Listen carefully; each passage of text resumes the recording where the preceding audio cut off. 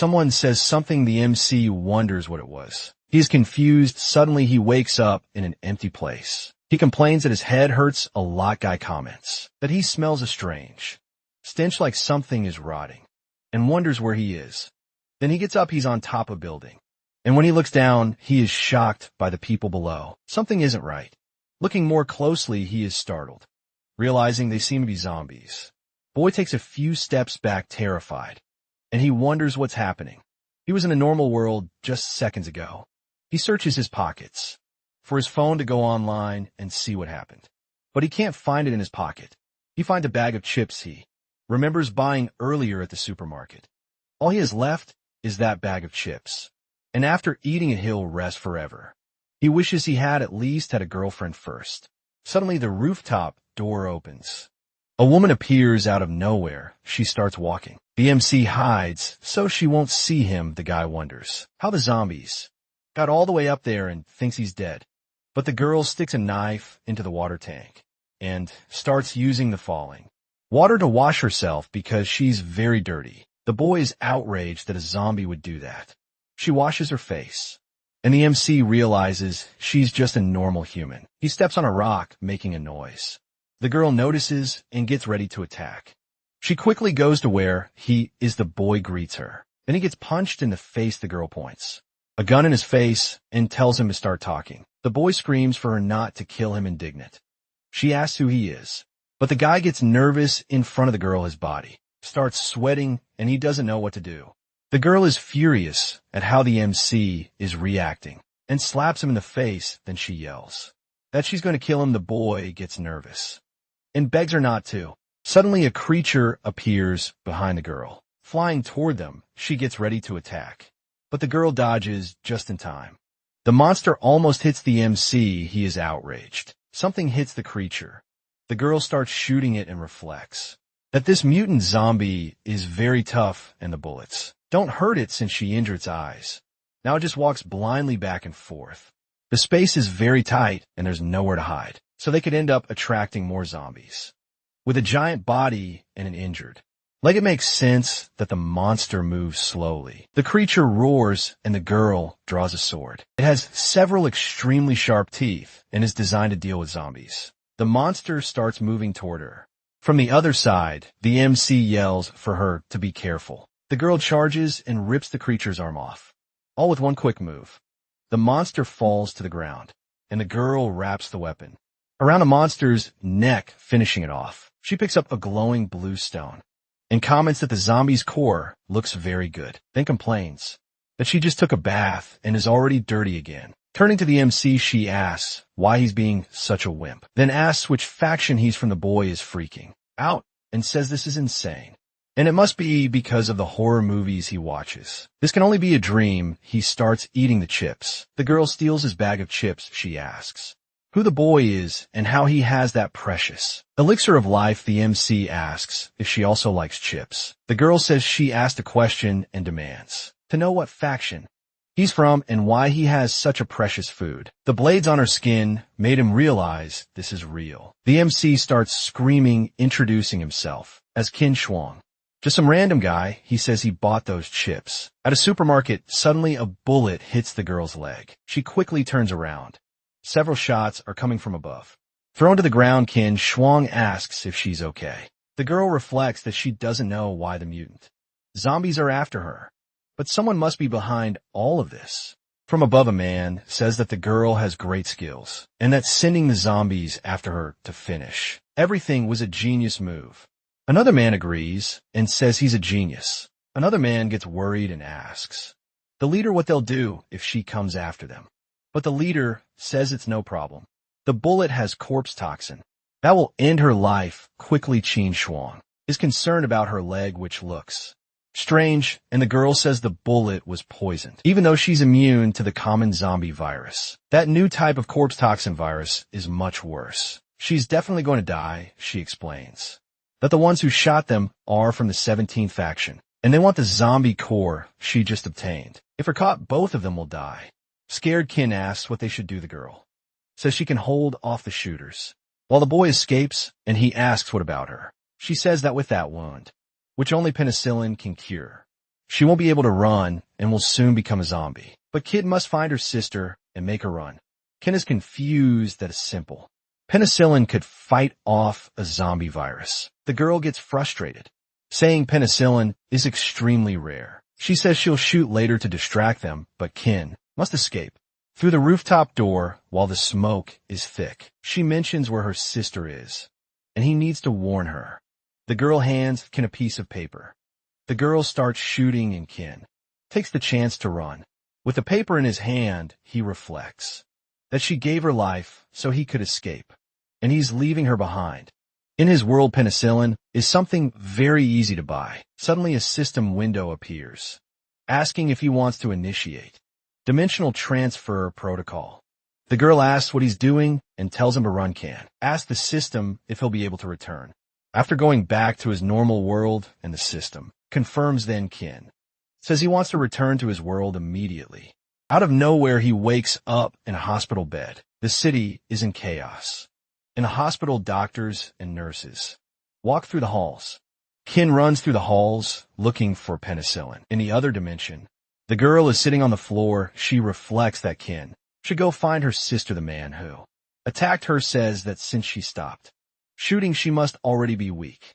Then he tells them to move and it's time to collect the rewards. Meanwhile, in the normal world, a nurse tells Ken not to run through the halls. He sees several vials of penicillin on her cart. The boy grabs as many as he can and runs out. He shouts for Dimension Switch and suddenly appears back in the other world near the girl.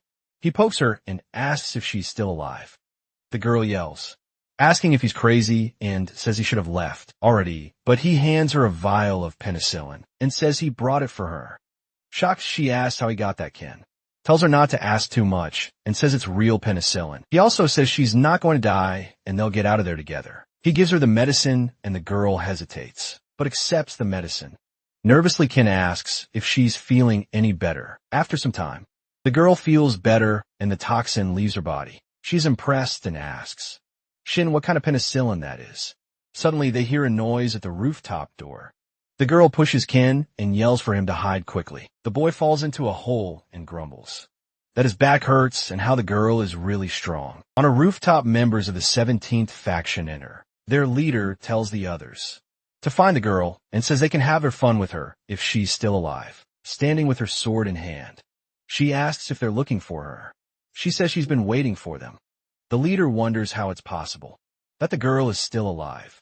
Everyone starts running away from the girl. Ken thinks that he probably doesn't need to worry about her anymore. He sees a notebook on a table and wonders what the heck that is on the cover. It says it's an adult diary. Reading the notebook, he concludes that whoever wrote it is not normal. On July 21st, 2080, the diary's owner watched a girl in the house across the street washing clothes. She was beautiful. On July 22 of the same year, the new manager of the company sat near him. She had an incredible body. And then rumors began about a new virus.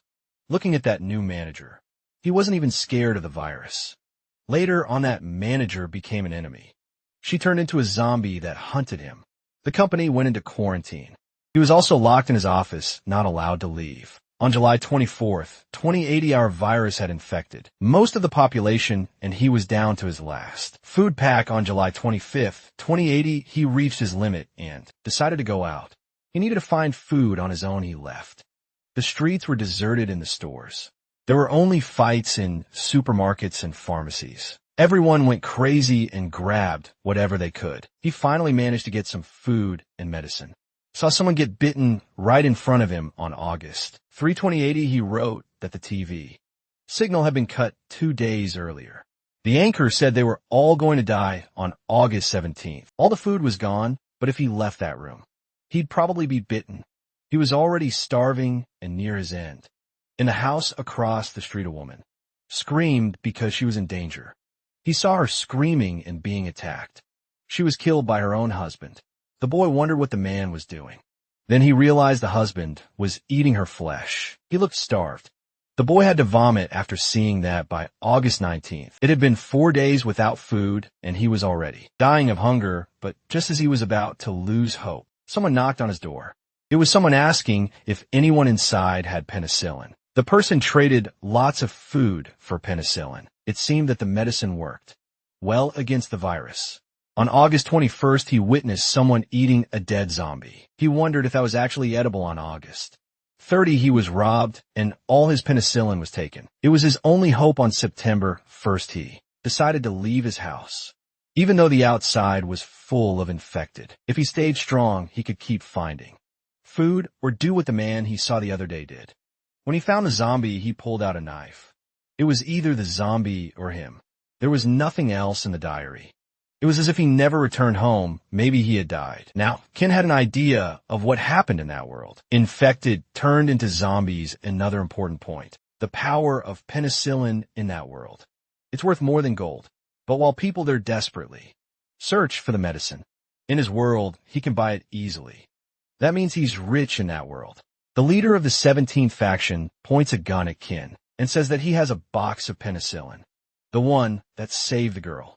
He grabs a bottle of the medicine and says that if he brings it to the faction, he'll rise in rank. The leader says he's going to finish Ken off. The boy shouts that he has more. The girl enters the room and yells for them not to shoot him seriously. The leader tells her to stay back or Ken will die, with a weapon in hand. She says that if the man dares to hurt Ken, she'll cut off his head. Then she says their fight has already attracted many zombies. But if the man lets Ken go, they might be able to escape. Everyone there will die if they stay any longer. They return to the rooftop. The man is still holding Ken hostage, and the girl orders him to let him go. Angrily, the man calls the girl Xiao Yunlin and says she wiped out many of his men, so she's going to pay for it.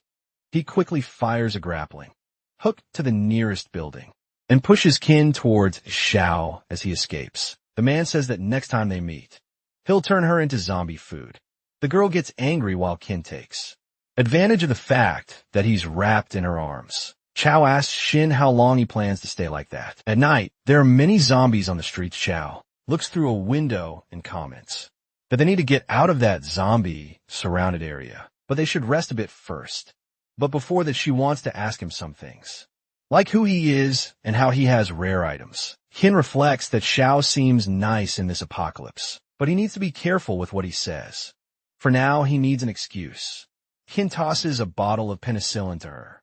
Xiao is speechless. The boy says it's a gift for her as payment for saving him. Ken says that if she stays by his side, there will be benefits. The girl asks if he's serious. Ken tells her not to be shy and to just accept it. In fact, he can get many more rare things.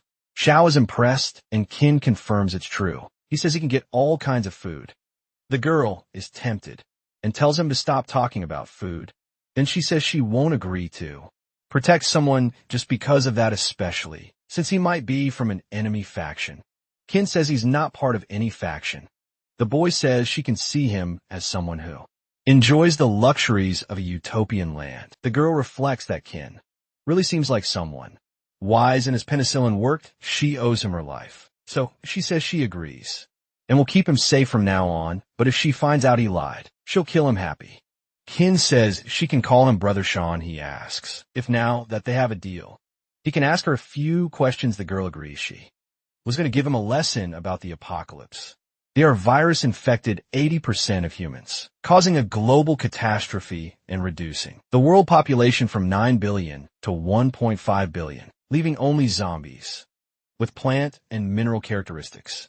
Zombie cores can be ingested, turn into potions, or score for backup energy. Evolution potions are divided into 3 types, with a 20% to 35% chance of triggering. Evolution, the core as an energy source, can be used individually or in a matrix. The new or virus adapts quickly and resists modern antibiotics, but older ones like penicillin work well. However, manufacturing it became difficult, and it's now rare after the world. And did people split into groups like ancient tribes, where there are 3 small organizations: the 17th faction, Earth Builders, and the Climbers. The group they saw earlier was the 17th faction. They are violent criminals who seek rewards in women, even eat fresh human flesh. Ken reflects. He's starting to understand Xiao comments that this area is full of zombies, and since she has to carry Ken with her, they need to find a place to rest. Then she tells him to go to sleep and says she'll stay awake. The girl stays. Still, Ken reflects that just looking at her face, you can tell she's a formidable Survivor the boy asks the system to take him back to the 21st century, and the dimensional transition is initiated. Ken opens his eyes. It was all very fast. A woman looks at him closely and seems happy that he's awake. The boy gets up startled. The girl in front of him asks him to be gentle. He calls the girl landlady and asks what she's doing there. She says he ran off like a madman. But the doctor said he'd be fine. She put herself as his emergency contact and will pay for his treatment. The girl asks if he's mad and tells him to let her feed him. Ken is speechless. She giggles and says she'll make him some noodles. The girl says he doesn't have any food there, so she'll go buy some things and asks if he wants anything. The boy gives her a list. After he's left alone, he closely examines the primordial system. It seems the cursor appears on his arm. It's pretty straightforward. There's storage, dimensional jump, and power on. But he wants to know how to activate the power on function and wonders if it needs to be charged. Quickly, the girl comes back full of shopping bags and complains that she's exhausted. Ken gets up to try to help her, but the girl tells him not to move. After all, he's a patient. The girl is Jiang Lucio, a wealthy heiress. Even if he were blind, he'd know she has a crush on him, but he has no money and can't make her happy. So he doesn't return her feelings. Now he has the primordial system. By traveling between both worlds, he can grow, and with money, maybe the two of them can be together. Someone enters through the door. Jiang Lucio is startled and asks her uncle Xiao what he's doing there. Man says her father sent him to bring her to a dinner. Angrily, she says she already told them she's not going, that she's busy, but the man doesn't care. Xiao pushes her out and says it's an order from her father. He kicks her out and tells her to wait downstairs. She asks what he's going to do, but the man shuts the door. Xiao looks at Ken. The boy asks if he wants something sternly. Xiao says they thought they already resolved everything, but he's still clinging to Jiang Lucio. The man asks if the money he gave Ken wasn't enough. He tells Ken to be honest if he wants more money, but to never go back to her. The girl's father will never allow the two of them to be together. Ken asks what would happen if he became really rich. Xiao says he knows every man has his dog days, but judging from what he's seen of Ken so far, he'll probably never get that far. Ken goes serious. In the other world, Joe wakes Ken. The sun has already risen, and they need to get out of there. It should take an hour to reach the base. The two of them move across rooftops, avoiding zombies. After some time, Shell says they've arrived. She throws a rock at a gate. It opens, and both of them go in, and Xiao says that's their base. Ken realizes it's a very well-hidden place. From the outside, it doesn't even look like anything's there. But the girl keeps walking ahead and tells him to hurry up. She speaks to a bandaged person named Ryu and says she's back with the penicillin. The boy is surprised it's Zhao's sister. Excited, Xiao tells Ryu to take the penicillin and says she'll get better. Soon Ken asked if that's her sister. And what happened to her? Xiao says a zombie attacked her. She went out to deal with mutant zombies and try to trade cores for penicillin, but she ended up in an ambush. Worried, Ryu asks if she was ambushed too and if she's hurt. The girl says she's fine and that she's with a friend who got her the penicillin. Ryu thanks Ken and says she owes him her life. Ken gets nervous and says she doesn't need to thank him. He reflects that for two girls who survived so much, this is truly a miracle. Zombies are still roaming outside. Joel arrives with some food and Ken is happy. He's starving. He starts eating excitedly. But right after he spits out the horrible food, the girl asks if it's really that bad and says she didn't think it was anything unusual. The boy asks if they normally eat that stuff. Confused, Xiao asks why he's crying. It's really that awful. Ken says no, he just feels really sorry for them. He tells her to stop eating that garbage and wait a moment. Xiao is confused and says it was hard to get that. He digs into his pocket and tells her to open her mouth. Ken give her something to eat. She finds it delicious. That fresh milk aroma and sweet, pleasant taste. Ken asks if she's okay and why she's frozen. The girl makes a sound showing how much she loved the food. The boy says he has more immediately. Xiao begs him to give her everything. She devours what he gives her, but ends up biting Ken's hand along with it. She lets go and says it's just too good, then asks if he has more. Ken puts all the sweets he has from his pocket on the table. Excited Joe gives one to her sister. Ruvio loves the taste and asks what it is. The girl replies that's a cream candy the boy gave her. Ryu eats it and says it's so good. Even makes her happy to be alive. Excited, Xiao tells her sister to eat slowly as more. King tears up thinking how all of this is so heartbreaking. He gives them lots of tasty food. The girl is shocked and says those are snacks they've only ever seen in books. Impressed, Joe asks if all of that is really for them. Kin confirms and tells her not to worry. He has even more. The girl blushes and gives Kin something. It's a bag full of zombie cores she collected. Kin notices that as the zombie cores get close to him, the mark on his arm starts to burn. Maybe there's a connection. The boy says he accepts and asks if she's sure she wants to give him all that even though it's so precious. Cow says the penicillin he gave saved her and her sister, and the supplies he brought are worth much more than zombie cores. She says she'll pay him the rest over time, but Kin declines and asks where the bathroom is. The girl points it out and Kin heads over. The bathroom is just a square with a hole in the ground. Kin notices the hole is very deep. Even so, he decides to use the bathroom while examining those zombie cores. There's a connection between the core and his arm. The core enters his skin and the system notifies him that dimensional jump has been upgraded. Now, he can make up to 3 jumps instead of 2. Excited, Kin decides to add a few more zombie cores. Well, while he's distracted, the cores fall into the toilet hole when he reaches the point of charging up to 9-dimensional jumps. He decides to save the rest for later. But when he looks at the bag, he realizes it's nearly empty. He wonders where his course went. Then he looks down at the hole in the ground and realizes what happened. Kin is speechless. He leaves the bathroom sadly, and Joe asks what's wrong, but Kin says nothing. Outside, the place is swarming with zombies. At mealtime again, Cho serves that same awful food to them. Kin asks why they're eating. That when he gave them plenty of food, the girl asks how he manages to eat such precious food all at once. But Kin tells her not to worry, he still has more. Confused, she asked if he didn't give him all his food. The boy thinks that using the system now would look strange, but he needs more food for 3 people to eat for a few days. Keenan says he's a merchant and always has new goods coming in. Xiao asks why he didn't tell her that earlier. He answers that he didn't trust her. Yet the next day, Kin leaves saying he's going to pick up the goods. Xiao tells him to wait and gives him a tiny pistol. The boy asks why the gun is so small, and she says it's not about size. It's about power, that one is very strong. As he's leaving, she asks if he needs company. But Kin declines and says he'll be back soon. He walks away. Meanwhile, Ryu gets up and calls Xiao. The girl is surprised that her sister is standing. Ryu says the penicillin worked really well. Ryu asks Xiao to follow Kin discreetly and see where he's going. His actions and appearance don't match this world. He doesn't even seem to know the rules around here. Even if he's been generous, he can't be fully trusted. After walking a bit, Kin thinks he's probably far enough. Then he uses the dimensional jump and returns to the normal world. He gets up from the hospital bed and decides to leave. He can't afford hospital bills anymore. Out on the street, he grabs his phone.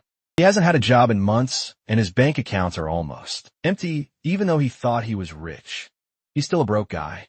Even so, he needs to go to the market and get things that are rare in the apocalypse. Food and medicine are precious in the apocalyptic world, but he doesn't have any channels to sell it in the 17th. Faction, they'll definitely just rob him. Kin passes all that food through the register. Joe Gilmore is highly skilled, but she can only protect him from zombies.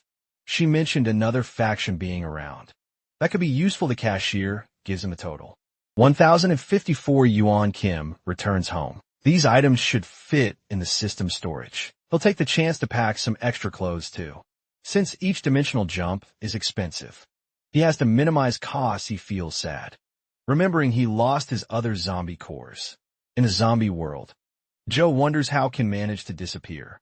She wonders if her tracking skills are really that bad. She decides to stay put and see if he reappears. Kin appears back in that world with a box in hand. He decides to carry everything himself to avoid suspicion, but then he notices the area is now filled with zombies. Ken wonders what's happening and why there's so many zombies. There he looks at the distance between that spot and the nearest rooftop, but it's too far for him. So Ken thinks it's better to go back. However, the zombies begin to climb toward where he is. The monster approaches him rapidly frightened. Kin falls backward, he grabs onto a wire. Whatever zombies fall off, Kin asks for a dimensional jump, but the system asks if he like an upgrade by unlocking the quick climb skill. The boy says he can't hold on much longer and pleads for a jump. The system says he has 7 skill points, and activating that one only cost 1. Kin wonders what kind of system. Misses and tells it to do the upgrade. The system activates the new skill. Now, he can hold his full weight with just one hand effortlessly. He can even walk on the wire like it's solid ground.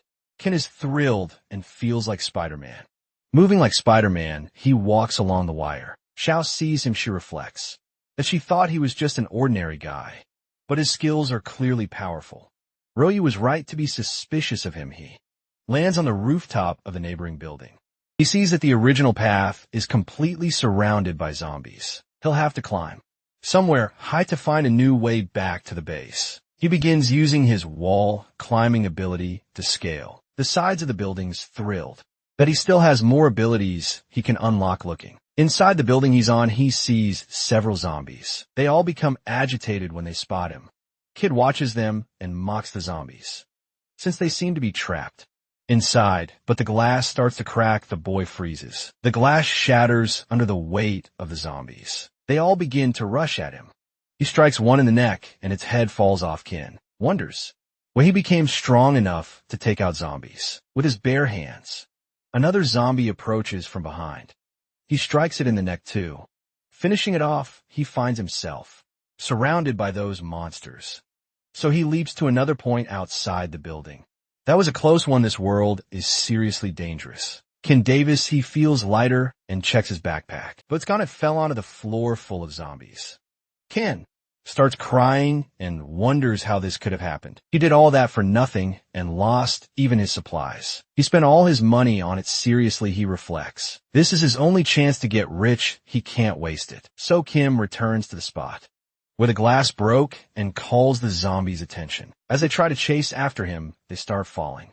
A good number of them tumble out the window. Kim looks inside and sees that most of the room is now clear. He enters and retrieves his backpack, reflecting that zombies really are fragile creatures. Something catches his attention.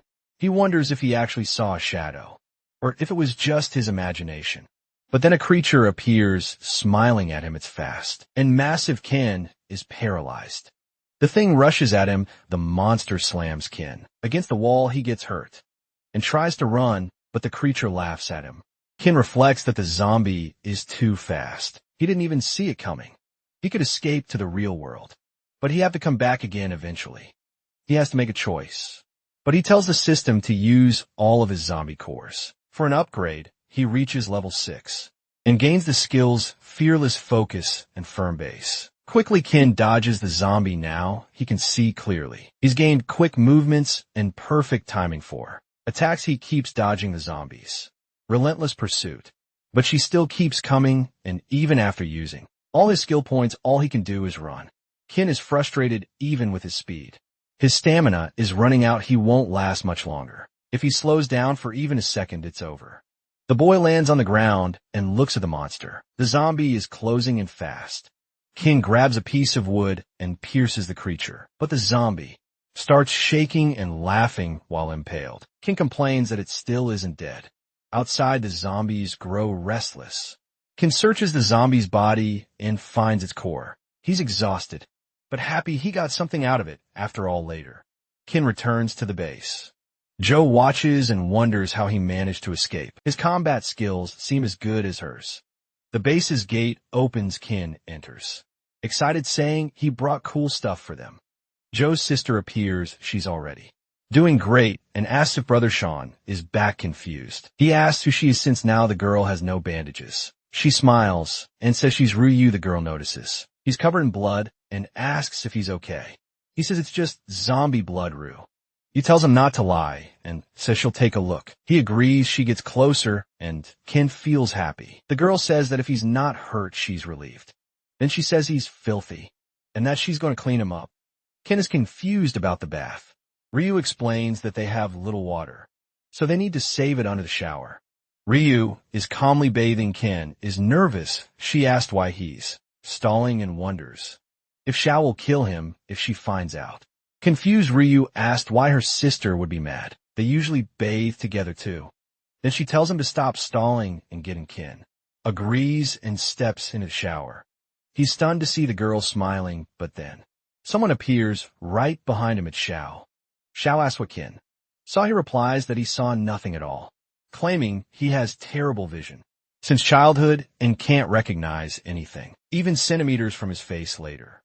Try to change the subject, Kin shows Xiao what he brought back to the base. He reveals a fruit he bought so they can have a balanced diet. The girl was amazed by the banana. Kin asks if she likes that fruit and tells her not to be shy. Just eat it. She eats the banana happily.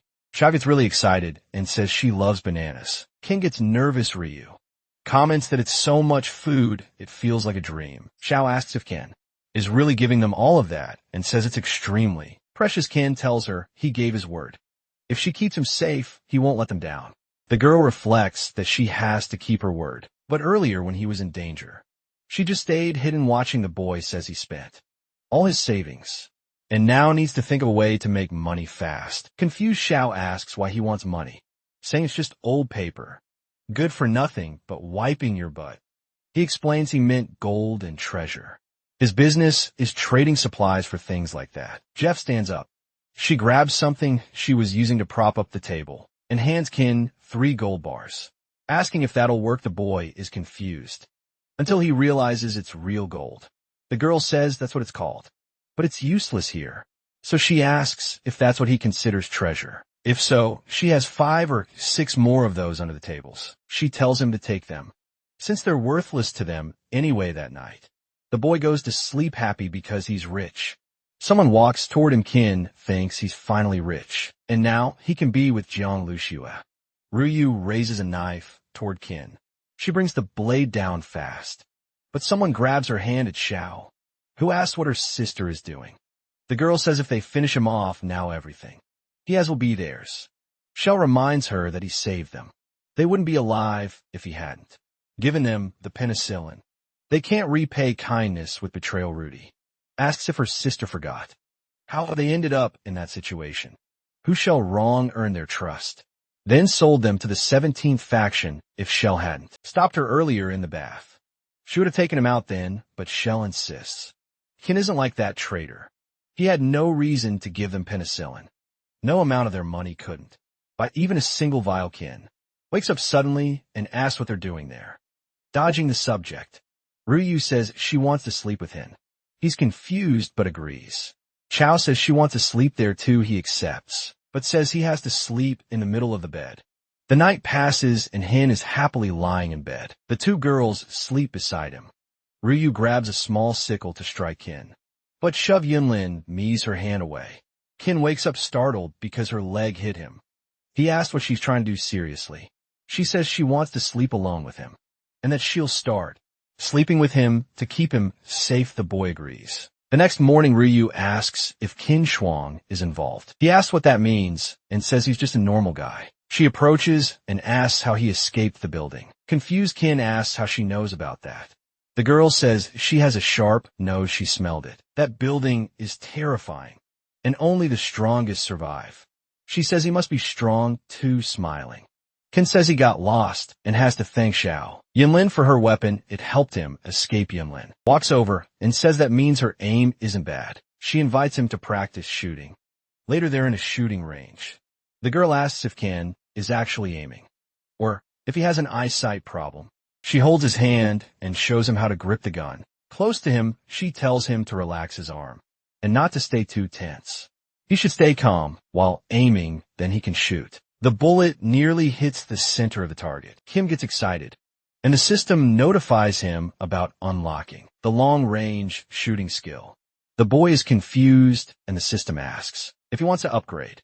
Kim reflects that he used all the zombie cores. He needs to save up more for dimensional jumps. So he asks Yonglin if she knows where they can buy zombie cores. She confirms and says there's a trade outpost about 2 kilometers from there. Excited Kinnan says they should head over. The 2 of them head out. The girl knocks on a gate.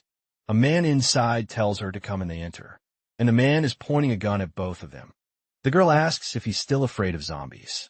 The man chuckles, apologizes, and says he's more afraid of humans, and asks what she wants.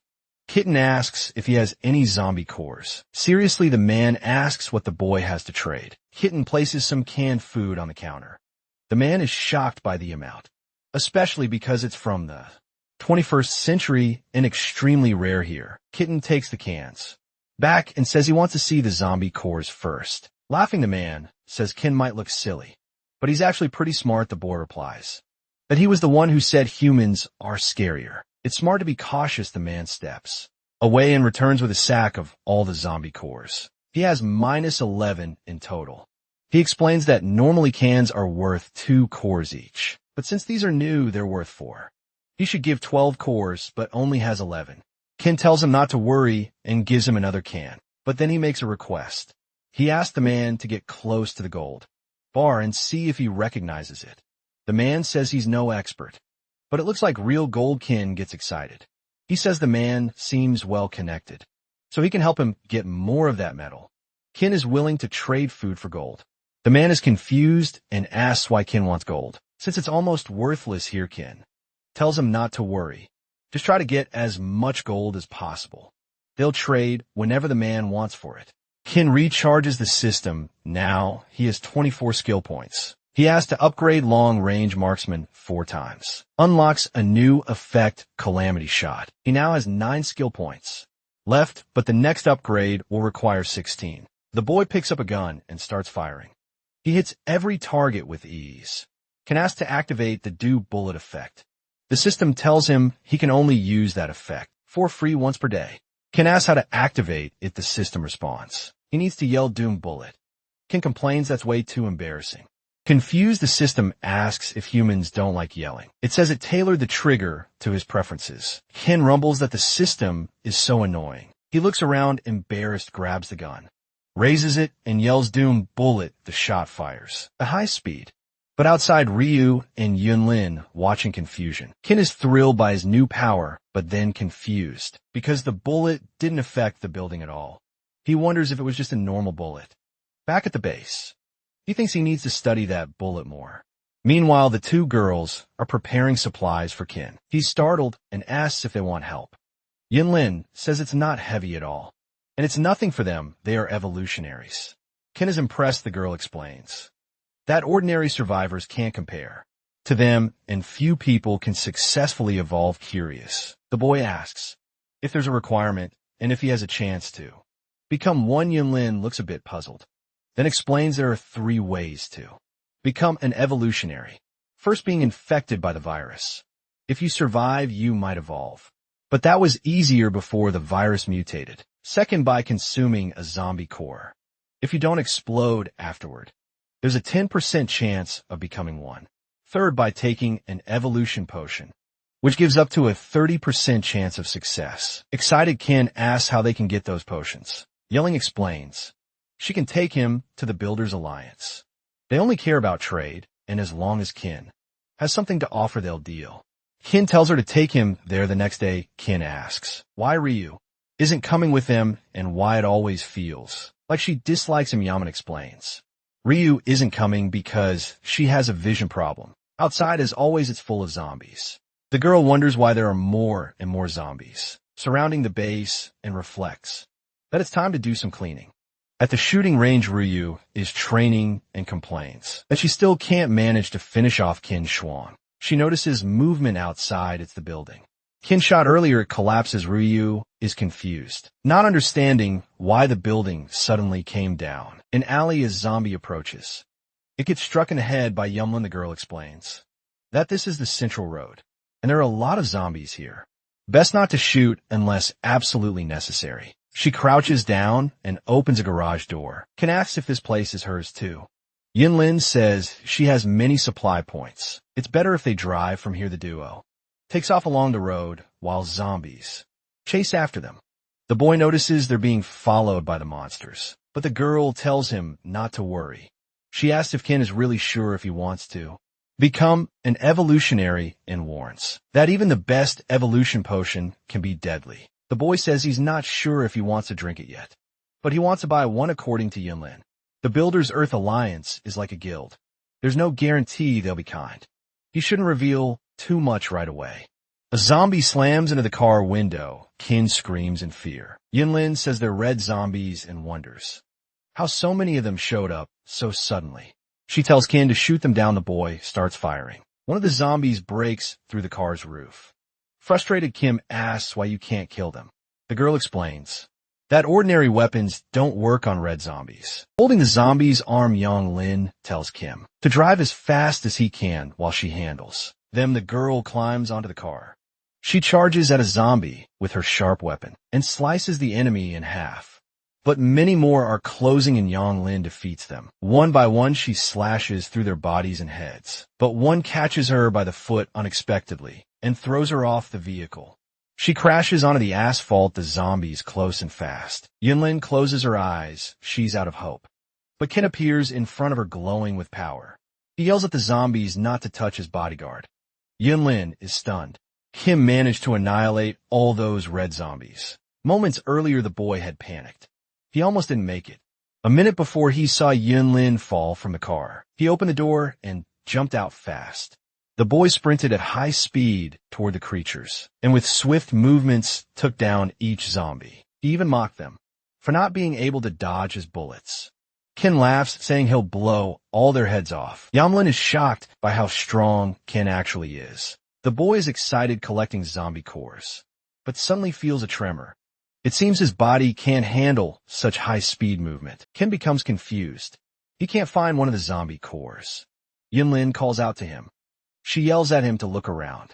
They're surrounded by zombies. The boy asks where so many came from. Yumlin says she has no idea and tells him they need to get back to the car. The two run back to the vehicle as Ken fires. Yumlin tells him to conserve ammo. There are way too many of them. Zombies start climbing onto the car and surround it. Yumlin is furious and slams the gas pedal. The car barrels over the monsters.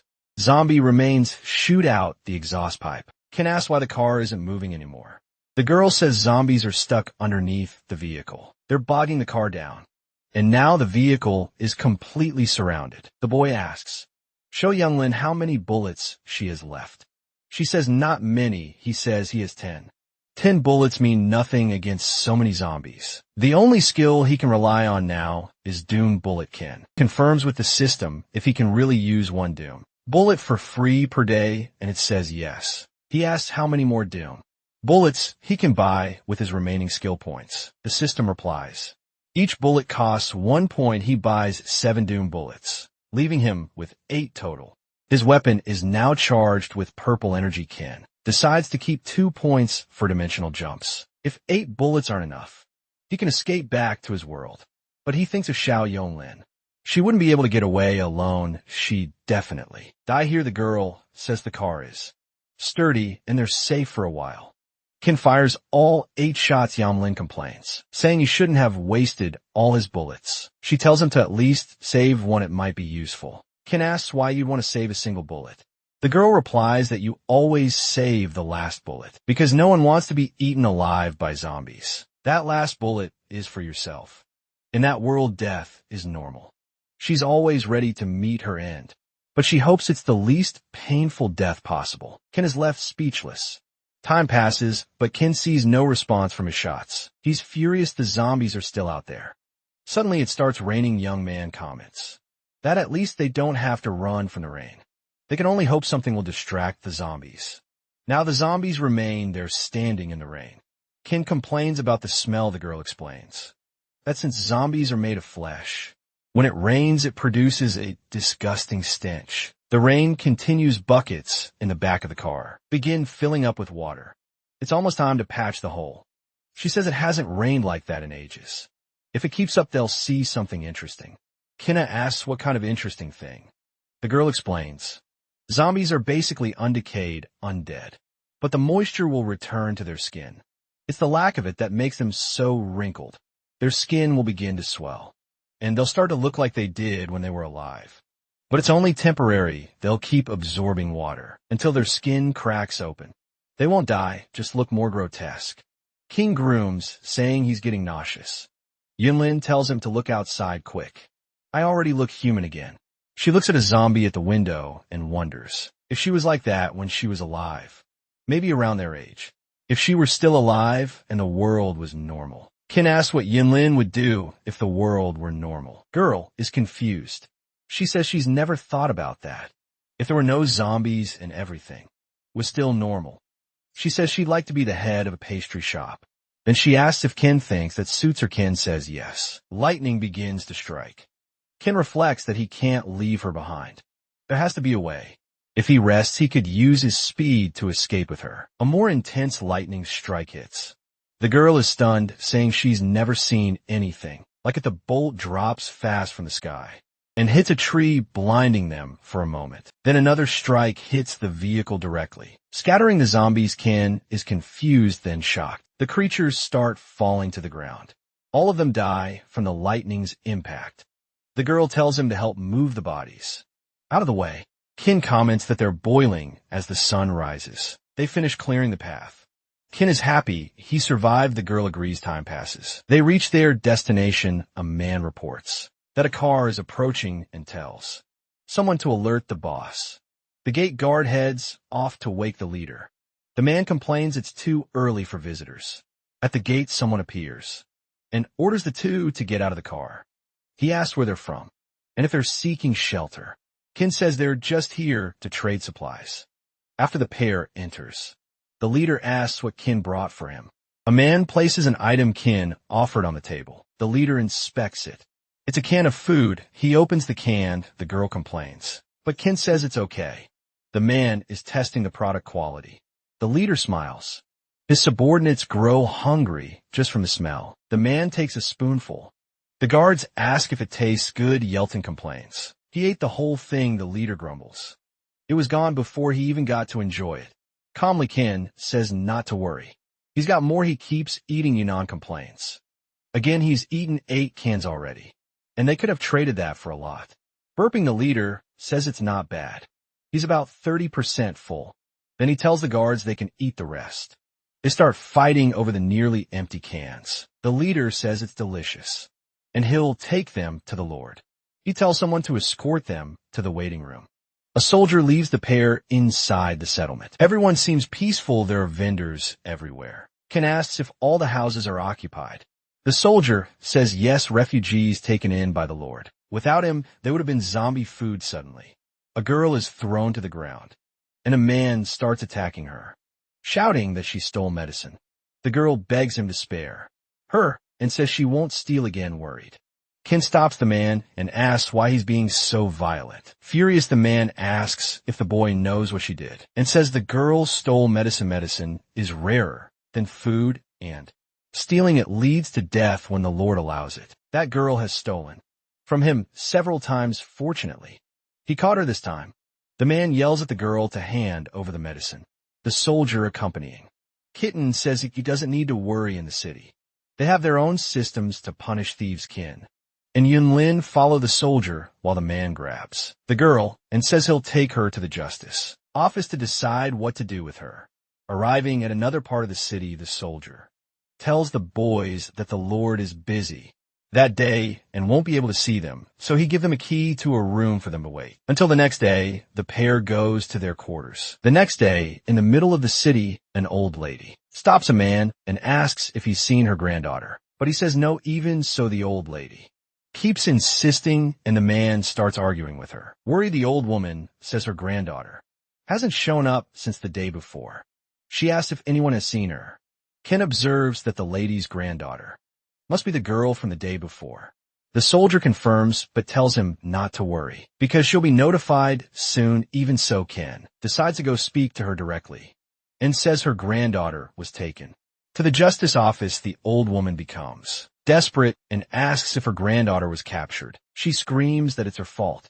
She's the one who needs the medicine the soldier takes. Kin with him and says it's almost time to meet the Lord. The old lady leaves, murmuring that she needs to go to the justice office. In a huge hall, a man tells the Lord that the merchant, Qin Xiang, is arriving. He says to let him in. The Lord is shirtless with women and food in abundance. The young man is confused. Then the Lord says his rules are only to trade with people he knows. But they said Shin has very tasty goods. Shin says he has fresh meat, and everyone who tried it liked it a lot. He asks if the Lord wants to try it. A guard takes the cans to the Lord. He opens one of the cans and eats its contents. The taste surprises him. The man grabs the other cans and starts eating them desperately. He shouts that it's delicious and 1,000 times better than the meats he usually eats. Then tells Kin to give him all of them because he'll make the trade. Kin gets excited. Smiling, the Lord asks what he would like in exchange. The young man says he wants zombie cores, evolution potion, and gold. He gets confused about the gold, and his guard explains what gold is excited. The Lord says he'll make the trade.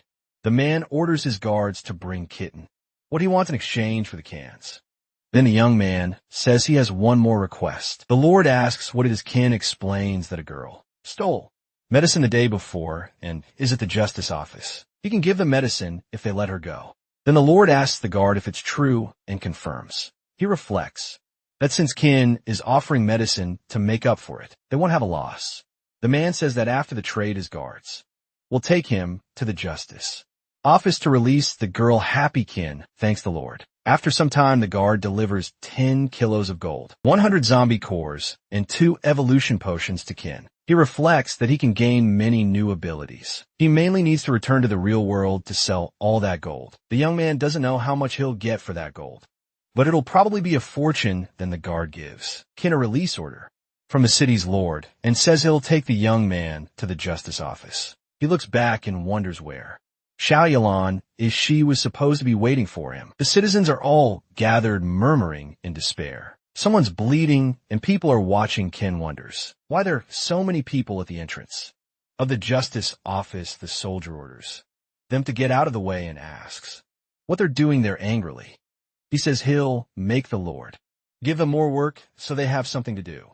Someone says to let them stay there and says he was the one who called everyone there, and that it's time for people to see the consequences of stealing in the Lord's city. The man tells everyone to look closely. They'd only survive in that post-apocalyptic world. Thanks to the Lord's city, everything in the city belongs to the Lord, defying authority. It's a capital offense. The girl's grandmother is on her knees crying. Kin is shocked to see that. He crushes the release order from the Lord that he's holding. Behind the man is the body of the girl who stole the medicine hanging. The young man questions what kind of sick joke that is. He stares at the hanging girl and starts shouting at the man. Kitten grabs his uniform and asks what he thinks a human life is. The boy says she only stole for her family. The man says he's never seen Kitten before and assumes he must be a merchant. Then he grabs the boy's wrist, twists his arm, breaking it. Kin feels terrible pain. The man says that since he's from another city, he'll be forgiven. The soldier accompanying Kin confirms he's a merchant and apologizes for his mistakes. The man brings Yinlin forward and asks if she was with him too. The boy is shocked and asks what happened. Then the man says she was caught trying to break into the prison seams. She got really angry because they executed the thief, and he's not sure whether they should let her go or just end her life. The soldier explains that those two brought a lot of food to the city, and ending them would mean the Lord never taste those delicacies again seriously. The man says he only needs to keep one of them alive. Kin tells the system to upload all the zombie cores. He gains 200 more skill points. He can level up to 3 times with that. The boy asked to do it. The system uses 28 points to raise him to level 7, and 50 more to heal his injury. Kin reflects that the man really plans to kill Shell Yumlin, and if he captured her that easily, he must be very strong. His best option is to use extreme speed to grab Yunlin and escape. He should be able to hold out until they're out of there.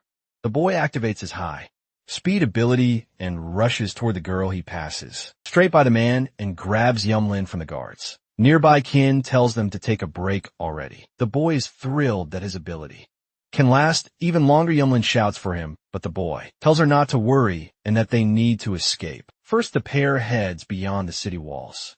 They stop in the middle of the forest. Kin's energy is drained. The boy reflects that it was a close call. Yumlin apologizes to him, but he says she did nothing wrong. He should have acted sooner. Yunlin says there was no way they could know the man would act so fast, and that she's too weak. She couldn't even fight him. See, no? asks if the Justice Chief Kichi is really that strong. She says he must be level 5. He's confused that level 5 is considered that powerful. The girl explains that an evolutionist starts at level 1, and it's very hard to level up. It took her 10 years just to reach level 3.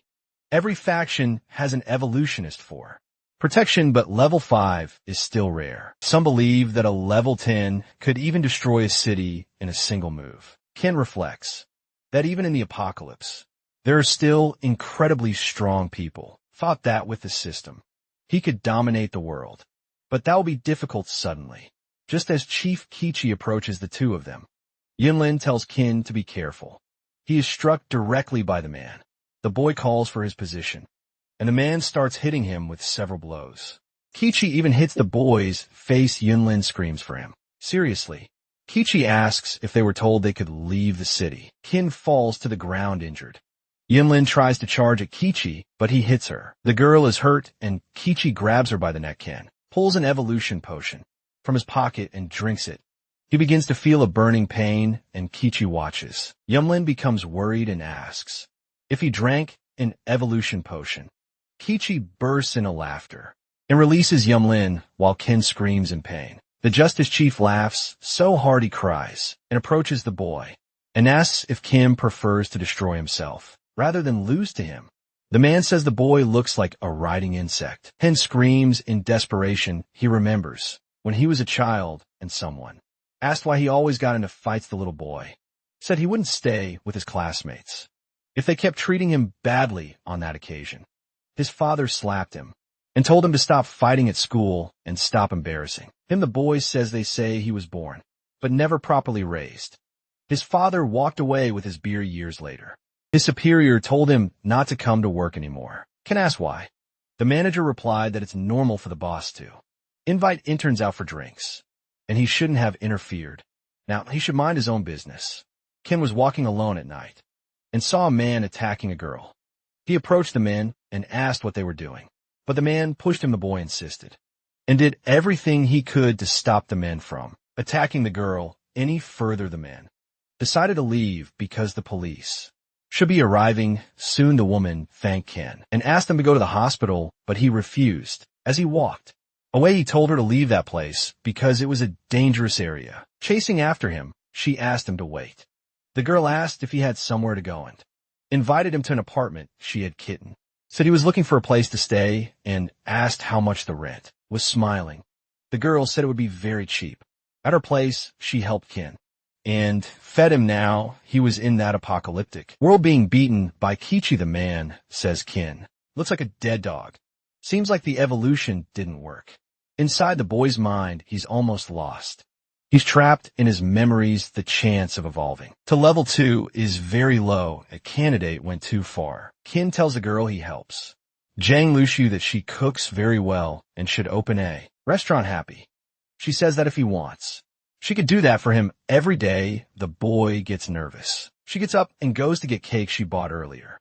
The girl places it on the table. Kim says it's really tasty, and she replies that she heard the chef who made it won prestigious awards. He remembers Yumlin saying she would like to be a pastry chef. He's startled, and Jiang Luxury asks what happened. He comments that he feels like he's forgetting something. Kichi kidnaps Yumlin, and she tells him to just kill her already.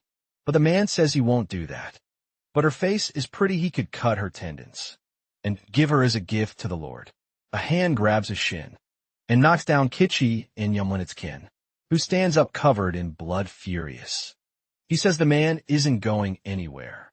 He grabs Kichi's clothes and punches him. The man falls to the ground. Then Kin starts pummeling him with punches. Yinlin is impressed. The Chief of Justice is finished on the ground. The girl is worried about Kin. The boy is successfully evolved. Yinlin is smiling and says she thought he had died. He laughs and says it's not that easy to take him down. Suddenly he's hit in the chest. Kichi's hand pierces through him. A girl screams in desperation. Ken is lifted into the air. Kichi says the boy's evolution was a success. Kichi says that even though Ken evolved, he's only level 1 and can't beat him. Ken grits his teeth. Suddenly, something starts happening. Kichi is shocked. Kim's body floats in air. The man questions how that's possible. He has the golden abyssal physique. Something only possible.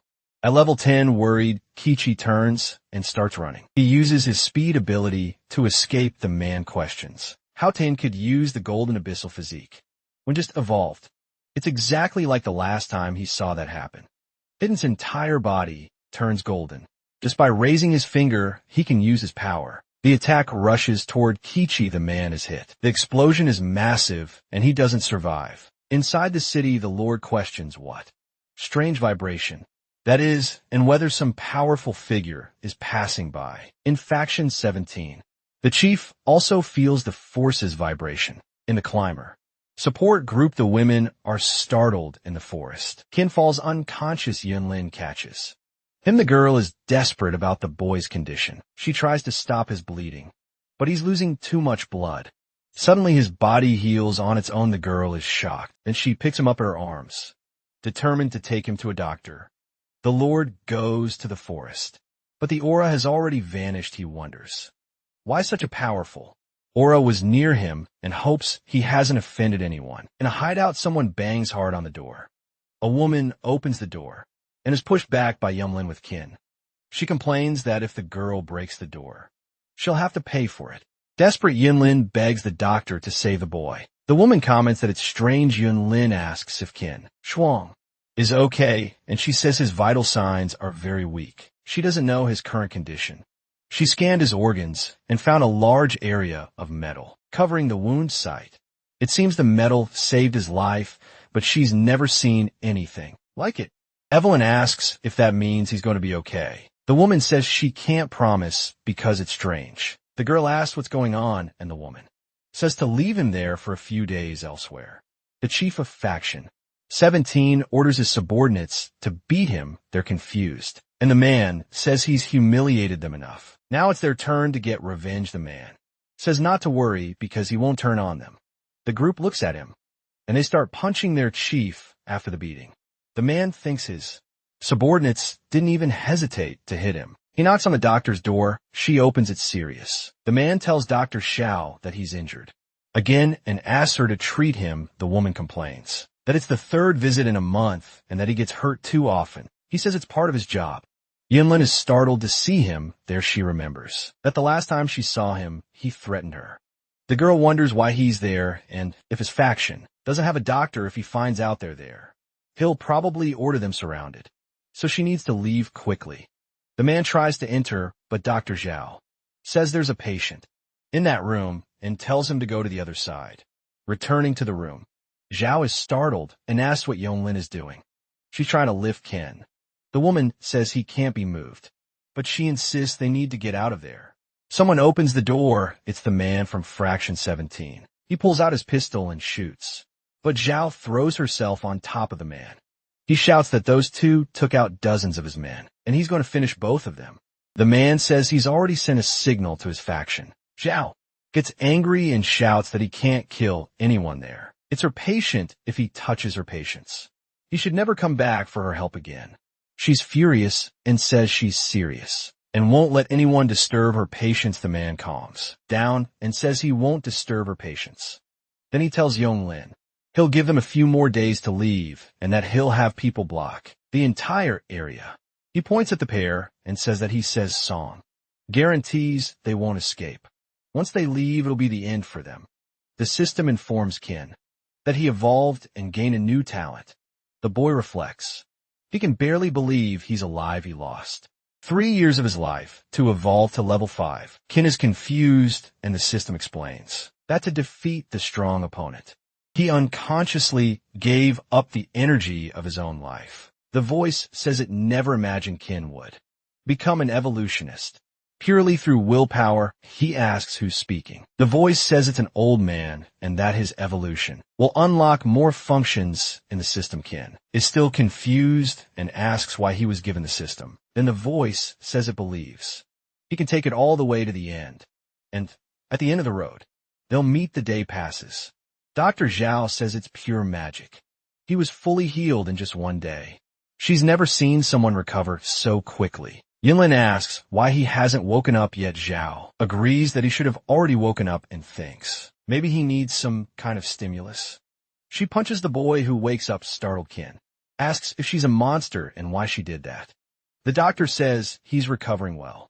Yunlin tells the boy to put on some clothes. Sometime later, Kinna asks if the members of Faction 17 are surrounding them, and Yunlin confirms. She says she could normally fight Su Xiaosong, but she's still injured from the last battle. Angrily, the boy says he's going out to take care of the melon. Says she'll go with him, but Kin tells her to stay and focus on recovering. He smiles and says he can handle them all on his own. Outside, a man asks Siasen why they don't just invade and finish off the two of them, and he responds that he promised Dr. Zhao. Another man says the doctor must go out to buy medicine, and they can take advantage of her absence to get them. Excited, Xiaosong says that it will work and tells them to follow that plan. He orders the men to grab their weapons and take down Qin, but to leave the girl alive. Suddenly, the doctor's door opens. Xiaosong is confused. It's Qin standing there, and he says they have no reason to come over because he already came to them. Seeing the boy, Xiaosong is furious that he dared to show up and orders the men to finish him. But several energy beams begin to surround Qin. He looks confident the status panel is activated. Qin can now see the power level of his opponents. All of them are level 1. Except for Su Song, who is level 3. Meanwhile, Qin is level 1, a perfect evolutionist, and the system uses his abilities to increase his speed and strength. Raising his chance of victory to 90%, he quickly starts moving among the enemies and hitting them until he reaches Xiaoyong and punches the guy. All the men fall to the ground, and Xiaoyong is left speechless. Angrily, he says that the last time he saw Qin, he was just an ordinary human. The boy says that if he had used weapons, everyone there would be dead, but you will give them a chance to live. Qin orders them to kneel and bark like a dog. At the merchant's hideout, he says that's all the gold he managed to gather. Qin says it's exactly what he wanted and gives him several cans of food.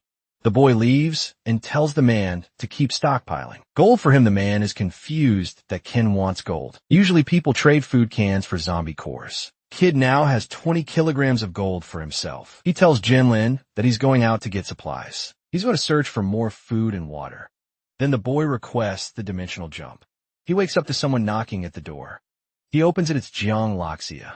Very worried, she hugs Qin. The boy asks why she's so nervous, and the girl says he disappeared for days.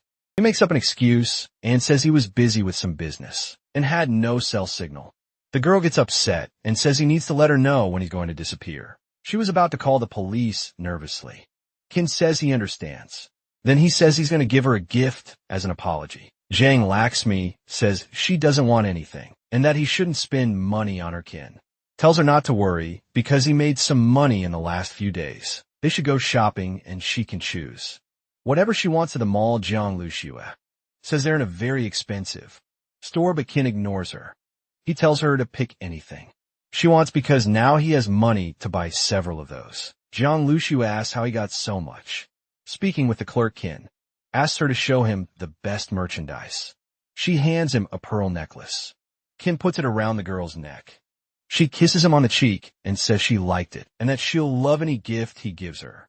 The boy says he'll take it and asks the clerk to wrap it up. Qin says he'll go to the bank quickly to deposit a few things and will be right back. At the bank, the boy asks if they buy gold and the woman confirms, asking how many grams he wants to sell. The boy opens his backpack for the banker. In a separate room, the manager comes rushing in. He apologizes to Shin for making him wait, then asks to see the gold he brought. The boy tells him to check inside the backpack.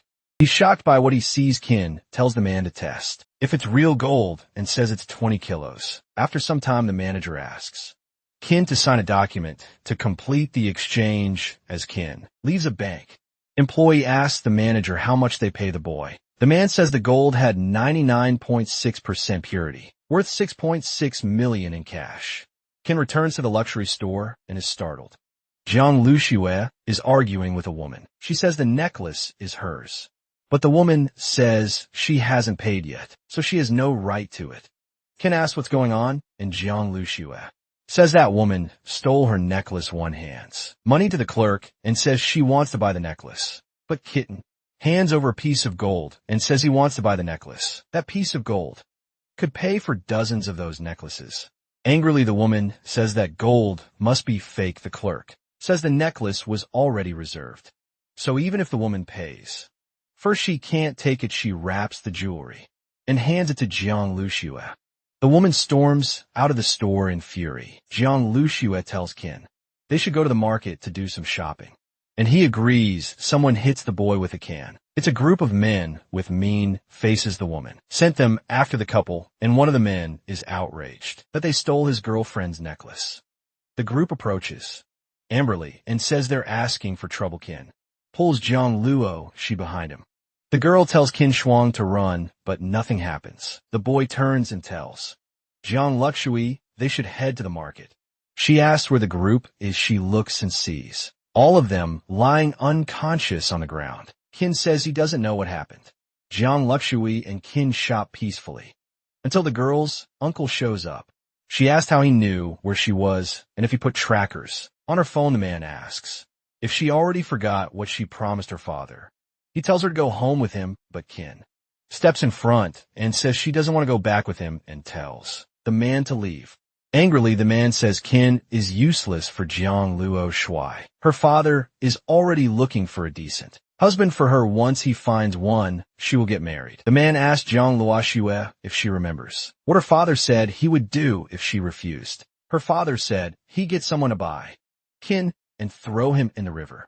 Lowering her head, Jiang Luo says she understands and will go back with him, but Qin tells him to wait. He asks if Jiang Luo could be with him if he became rich, mocking him. The man asks if he means having more than 6 million in the bank. Then he tells Qin to stop dreaming and to come back when he makes 600 million in a year. Qin starts thinking about the 600 million and concludes he needs that amount to have Jiang Luxury. He will gather that sum and go after her at base G04. A man asks if a soldier found it, and he replies yes. The Earth Alliance wants thousands of black crystals in exchange. The man gets angry at the absurd amount and asks if they're trying to drain his blood. The soldier says that if he can't offer that amount, they told him to forget it because they'll sell to someone else. Meanwhile, the man reflects that although it's very expensive, he manages to buy it and gift it to the right person. He will gain great support and everything will be his. The man says he'll do it and orders the soldier to fetch what he wants far away. Kitten says he's back from the trip. He's loaded with bags and suitcases.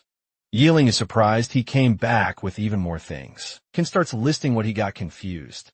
Yinlin asks why he bought so much flour. The boy says it's to make desserts for them. He says he remembers. She said she wanted to be a pastry chef. The girl says her mission is to protect Qin and know when it's time to make desserts. Qin steps closer and says she still hasn't fully healed from her injuries and should rest at the base, smiling. Ruyo says she's going to hit the road with him, and Qin agrees, but Yumlin steps in and says that's not going to happen.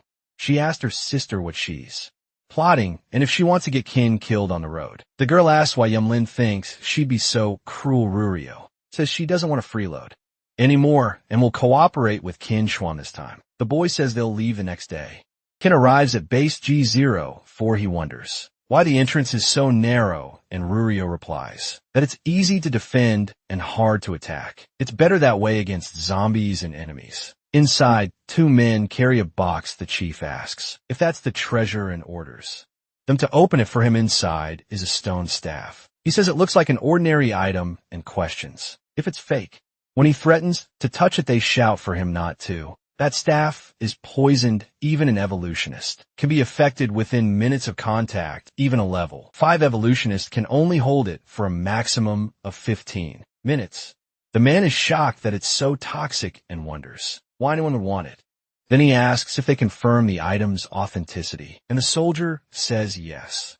They tested it on 5 non-evolutionist individuals. They all mutated shortly after touching it. The man is pleased and says he feels better when his subordinate takes care of things for him. Someone calls for the commander and says 2 traders just arrived and want to make a deal. They have a bag full of canned food. He gets excited and says that's a lifesaver, especially since he's broke Ken and Ruio. Wait for the commander, and the girl tells the boy she's never been to that base. He replies that he needs money. Fast, and she doesn't mean to be afraid. Excited, the commander arrives apologizing for making them wait. He says he heard they brought items to trade and asks if he can see them. Ken opens the bags and shows him. The man is stunned and says that just one of those cans is worth a fortune. There must be nearly 100 there. He signals his guard and asks what they want in return. Rudy says they want zombie cores, gold, and also jewelry. The soldier shuts the door. Rudy asks why he did that. Smiling, the commander says it's nothing serious. He just wants to discuss the value of everything properly. Then the commander orders his soldiers to seize the duo. Ruio asks why Ken is just standing there and yells at him to run. He takes a deep breath and questions why people in the apocalypse are like this. He just wants to do business peacefully. The boy moves through the soldiers with super speed, leaving them shocked.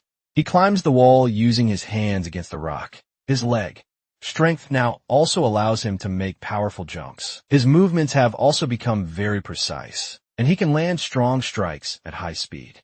In the blink of an eye, he can take down his opponents. The commander is speechless after seeing Ken defeat all these soldiers. Rubio wonders how Qin Shuang can be so powerful. In desperation, the commander says it was a misunderstanding, but Ken doesn't want to hear it after being beaten. The man complains. He's in pain and says he made a mistake. Ken asks why the man made him do that and says he doesn't like it. Then the commander says he'll give him whatever he wants and make the trade he desires. Angrily, Rubio asks if he really thinks they'll trade after setting them up, but Ken says they will. Rubio asks if he's an idiot and how he can trust that man. Ken says he's realized that in that apocalyptic world there are many wolves in sheep's clothing, but if their tame business can work just fine. The commander agrees and says that for masters like Ken, there's only respect. Then the man guides the duo to show them the resources for the trade. He shows them the box they recently received. Ken asks what that is. A broken stick, and says that's not what he asked for. Nervously, the commander says he spent all his savings on that stick, so he has no choice but to trade it. The man assures him that the stick is unique and a precious treasure. Using it can increase damage. He tells Ken to try it out. The boy begins to pick up the stone staff, asking if it's really that powerful. Meanwhile, the commander reflects on how stupid the boy is. In 5 seconds of holding that item, he'll be poisoned. He smiles, certain that Ken is already dead. But Ken stops and tells the man to test it, trying to dodge the situation. The man says it's better if Ken tested himself. The boy refuses and tells him to test it. The commander hesitates, and Ken asks what's wrong. Ken grabs the staff with a cloth and tells the man to hold it. Backs away, terrified, furious. Ken shouts at him to hold the item with his bare hands. The object falls near the commander's foot, and he is terrified. Ken asks why he's scared. Does he think the boy doesn't know what that is? The boy says he gave the commander a second chance, but he didn't value it. So if that's the case, he won't be able to blame him. Rudio tells Ken to kill him. The commander tries to say something, but Ken grabs him by the neck. He tries to beg for his life. Ken stares at him with hatred. He remembers the girl he saw hanging. The man tries to breathe, but can't. Ken sees the Justice Chief, Kichi, asking him if he's enjoying the feeling of holding a life in his hands. The boy is startled and lets go of the commander. Then Ken turns his back and tells Rurio to grab their stuff because they're leaving. The girl asks why Ken doesn't kill him, since he tried to take them out earlier. She asks if he just doesn't want to see the man suffer and says he could simply poison him or cut off his head. Ken turns to her angry and tells her to stop talking. Then Ken takes the stone staff as compensation for the commander trying to kill them. Rubio reflects on how the boy is a coward because he can't even kill someone. He has several abilities, but they're useless. That boy can't protect her sister. As they leave, the commander asks them to wait. Nervously, he asks if Hin can save his base. Angrily, the girl asks if he thinks they were for charity. The commander begs for their help and says that if they do it, they can take whatever they want from a base. Worried, the man says they are on the brink of death, and if no one helps, the base will be destroyed. Ryu asked if he's still trying to fool them, and says the man is asking to die. The man says that to get a level 5 evolutionist. To help them, they sent many supplies. But the others still want more. And now they have nothing left but to steal. He asks him to follow him and says that if he sees, he'll understand the man, shows the duo. There are several burned bodies in a ditch. Then the commander says those were his men. All killed in just one day. Kin asks why. And the man replies that every day they lose more men. And it's not due to outsiders. It's all because of the base leader. To avoid the spread of disease, they need to burn bodies daily. If you get too close, you can feel your stomach turn from the smell of burning flesh. Rubio asks if their leader is insane and says that if he keeps going, he'll wipe out everyone in the base. The man agrees and says that's why he decided to bring down the leader. Kin asks if that's why he spent so much money trying to get a level 5 evolutionist, and he confirms it, but 1 level 5 isn't enough. They need at least 3 together. Their leader is a level 7 evolutionist. The base leader walks through the streets, killing and terrifying people. With just 1 move, he can take anyone's life. He says everyone must die at the base. Men gather before 2 other evolutionists, and one of them says the 3rd level 5 is missing. He asks the commander if he's trying to trick them. The commander says no and insists he'll explain. He doesn't have another level 5, but he has someone who transcends levels. The evolutionists look confused. One of them asks a soldier if it's him and says he's nothing but a level 4. But the man says the super evolutionist isn't him. The commander introduces Qin Shuang and says he's very strong. The man stares at the boy and asks if he can fight a level 5 evolutionist. The boy says he's done it before. Then the man bursts into laughter, saying that's an absurd joke. Seriously, he says, Commander, Lai has been fooled by a child, and ever since the apocalypse began, no one has managed to surpass level 3, and Kim thinks he can surpass level 4. The boy says that the last time he fought a level 5, he really did get lucky and isn't sure about his ability to surpass levels. But he's willing to try. He says that if he loses, he'll give up. Kin adds that if he loses, he'll also compensate the man with 100 cans of food. He asks what the man thinks. The boy is wearing a glove that blocks poison. Commander Lai tells them not to waste energy and ask them to forget the fight. But the evolutionist says if Kin doesn't prove he can surpass level, for he's out, he won't risk his life for a kid. Sometime later, Kin reminds the man this isn't a fight to the death. It's just a competition. The man agrees. I stand face to face. Someone signals for the match to start. The man charges at Kin, but the boy defends himself. With a poison stone staff, a staff echoes. Kin reflects that punch was really strong. Besides that, the man is very fast. He'll need to use his best ability right away. The man says Kin can move a little, dodging some of his punches, but he's still far from surpassing level 4. The man needs him. Kitten falls to the ground and wonders if all level 5s are monsters. The boy runs away and the man yells for him to stop dodging like a coward. Kitten looks back and sees the man getting closer. This is his chance. He's going to end this in 1 strike. The boy charges forward with the stone staff and hits the man, but he doesn't react. Ken asks how it feels, if it hurt a lot. Then says that move is called Bloodline Annihilator. The man remains still, watching everything. Commander Lee asks the other evolutionist if his older brother is married, but he replies that the commander shouldn't worry. His brother will handle it. Concerned, the commander says that staff is toxic and asks if the man's brother can withstand it. The man is enveloped in a blue light and throws the staff far away along with Kin. Kin crashes hard, breaking the ground. The man charges at him and punches him in the face with a powerful strike. From above, he tells Kin that he lost. He says the boy has an impressive skill for someone at level 1. Beating a level 3 or a weak level 4 isn't impressive. Even so, throughout the entire fight, Kim only used brute strength and no technique. The man tells him to go home and train more. The man calls his brother to leave, and the commander panics. Then the man tells the commander they'll keep their word as long as the 3rd level 5 shows up, and not just a kid.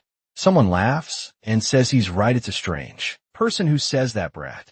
is useless, and Commander Lai should have called him. Instead, Qin is shocked because the creature has stolen his staff and glove. The person says Qin is using the staff the wrong way. The boy freaks out and yells that the zombie is talking. The person gets offended and shouts that he's human Qin, apologizes, and says he spun his head too fast, which confused him. Commander Lee is happy to see his brother, Hao Jamie, and asks if he's decided to help Hao Jamie. Says he's not there for them, but for that lovely staff he's been searching for so long. Qin complains that the staff was given to him.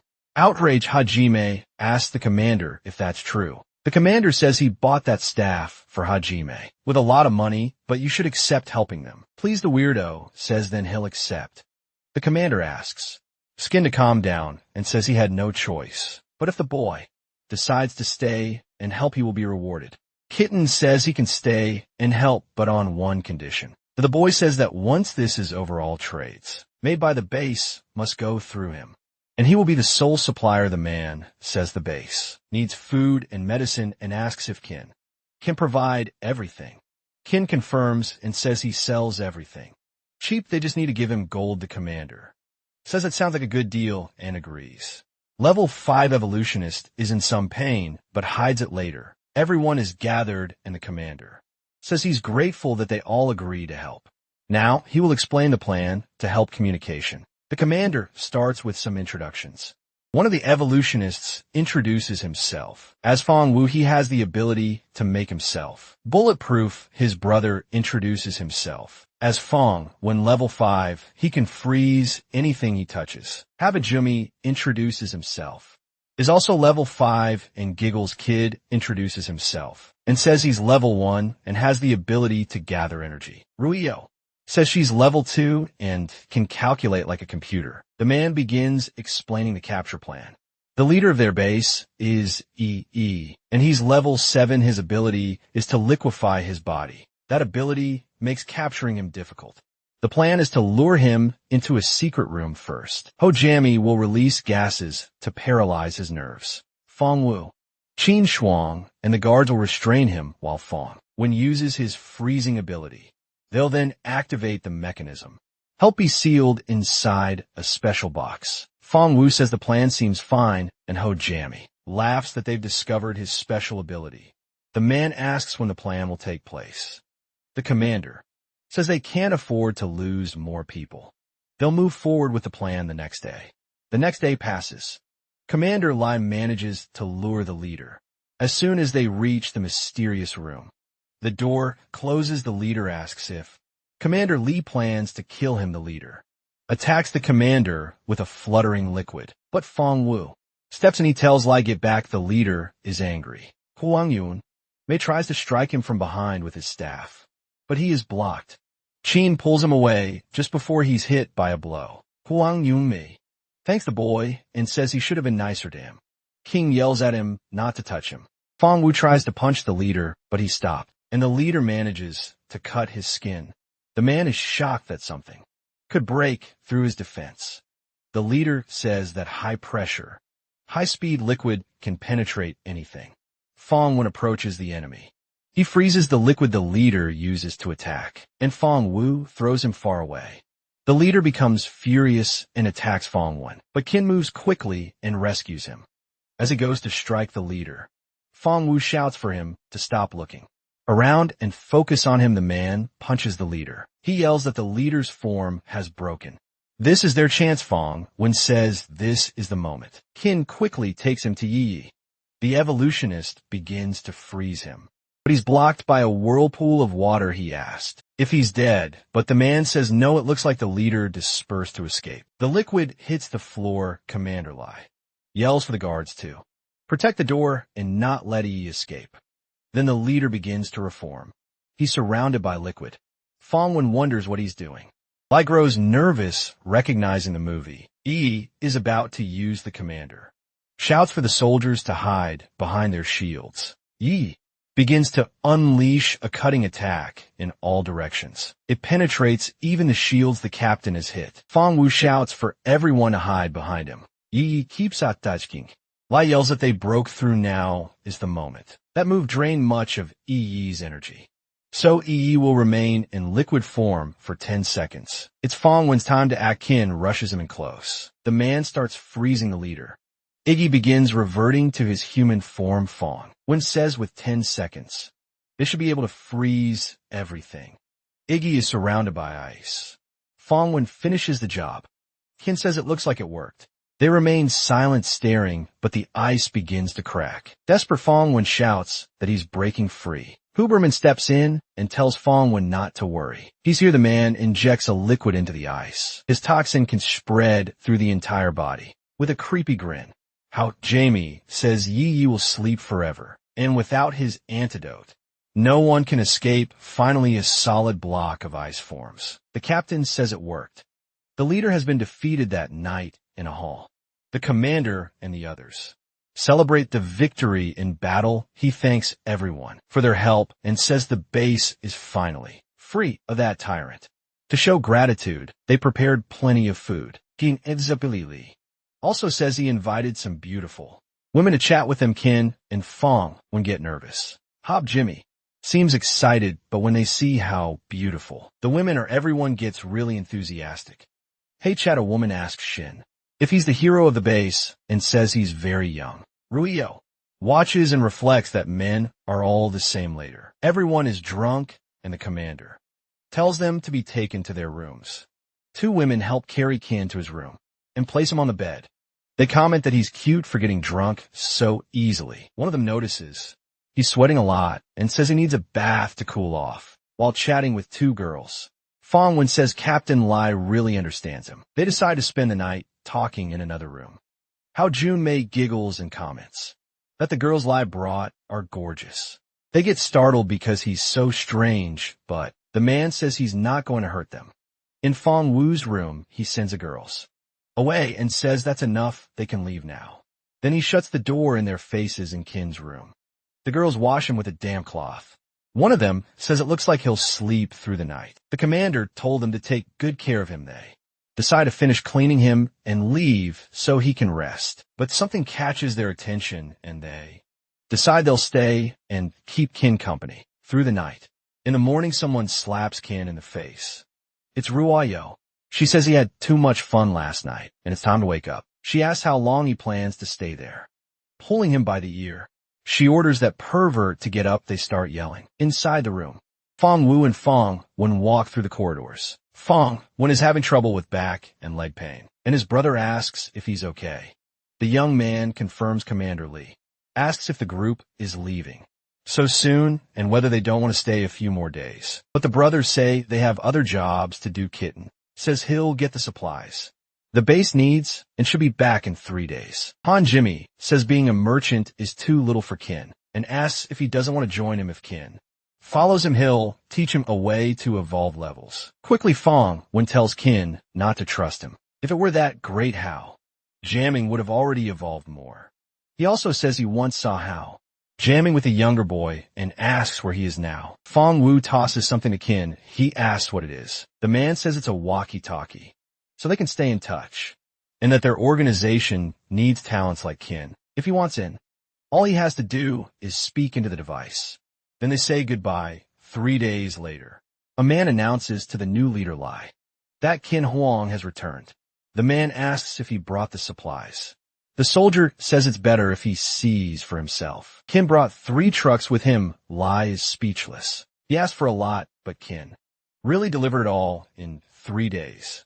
The boy tells Lai that he brought everything and asked him to verify it. They organize everything. One of the workers says he's never seen so many supplies.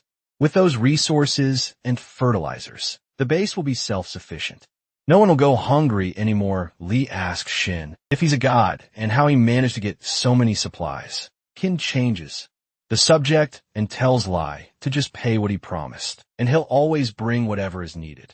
A soldier hands a bag to Shin and says that's his reward. The boy asks why it's so little if he brought 3 trucks, and Lai says that a bag of black crystals, far more valuable than the zombie cores he had originally promised. Kitten holds a crystal, and the system informs him that one of them can carry 100 ability points. He's shocked that such a tiny piece holds so much potential. It's 50 times better than a zombie core lie.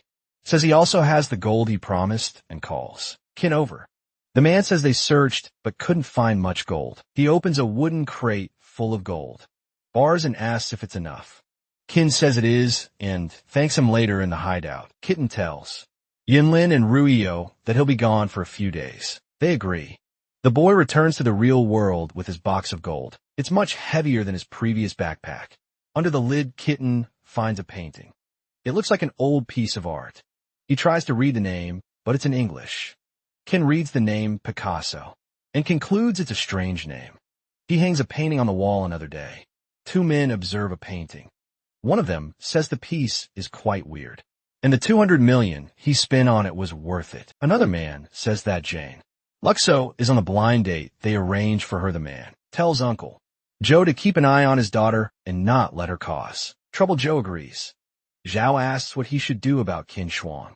They still haven't tracked the source of his gold. He suggests they could contact the police.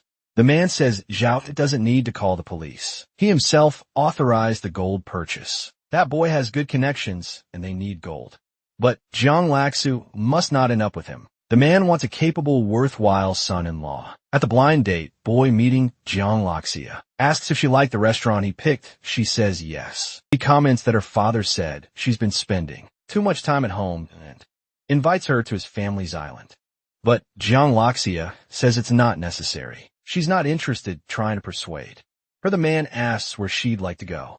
Maybe a trip to another continent, but she refuses. Serious, she says she'll be honest.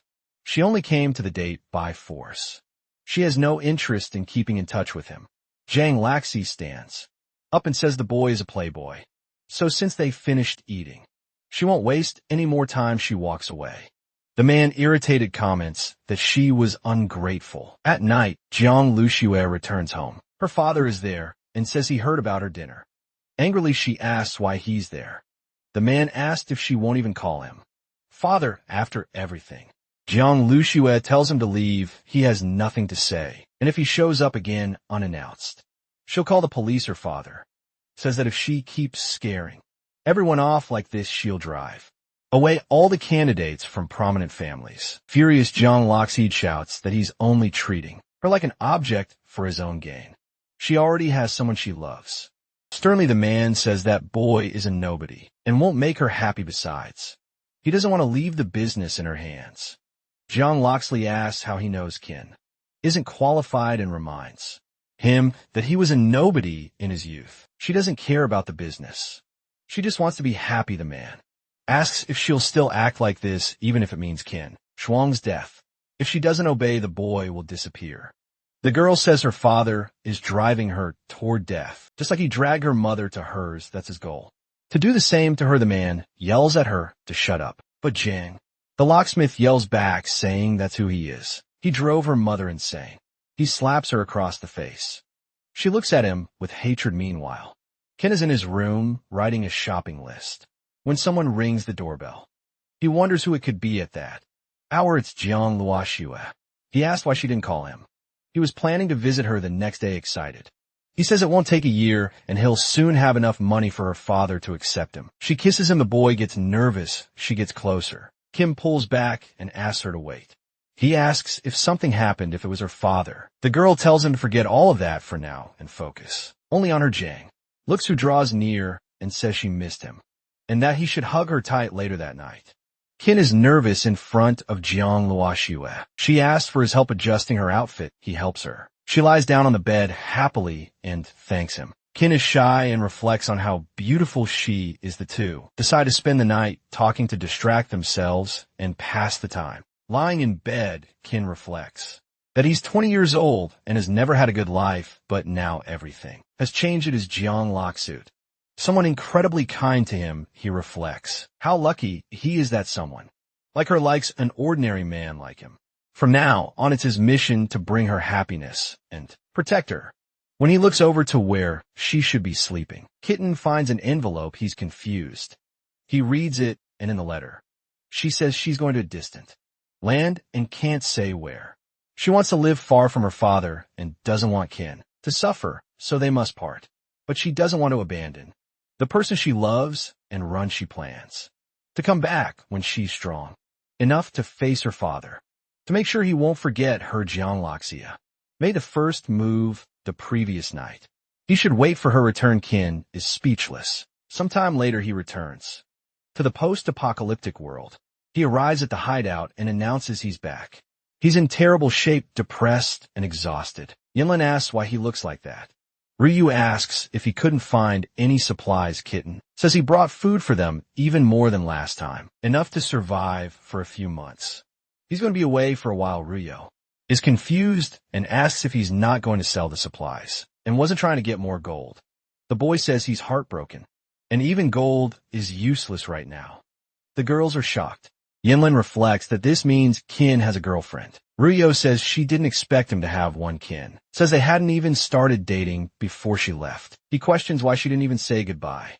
She even canceled her phone number. He has no idea where to find her. Qin begins to leave, but Ryu stops him. She asks if this isn't just a breakup and tells him to find someone else. The boy says she doesn't understand how he feels. He's broken. He has no energy to look for someone new. Girl grabs his arm, and it gets closer. Qin gets nervous. Ryu says that as long as he brings her tasty things, she might reward him. Qin gets distracted, and the girl reflects that he doesn't seem like someone who's out of energy. Then she pushes him away and says it's over. She's given him enough attention already. Qin looks downcast, again saying that just that won't cheer him up. Yinlin joins the conversation and asks if he accepts her attention. Qin says yes, but he wants to hug her. Ryu eats a piece of bread, while her sister gives attention to Qin. He hugs her tightly. The girl complains, but Qin says it's barely been 30 seconds. Rubio watches and finds it amusing. Far from there, a soldier asks Captain Lai if they really need to do that. The risk of thawing to extract the dark energy is very high. If he wakes up, the consequences are unimaginable. Lai says their base was only respected because of Yi's power. Now that they know he's gone, base G04 could be taken at any moment. They can't wait much longer. Lai orders them to fetch How Am I. The soldier agrees and leaves the place. Li approaches the ice.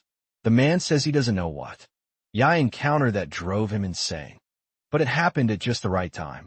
For a long time he refused to expand the territory, but his power could have let them dominate all the surrounding regions. His indecision brought him down, so now Lai wants his power. He plans to use that power to control that land. Far away, Yumlin complains that Qin is already getting on her nerves. Something beeps in her backpack.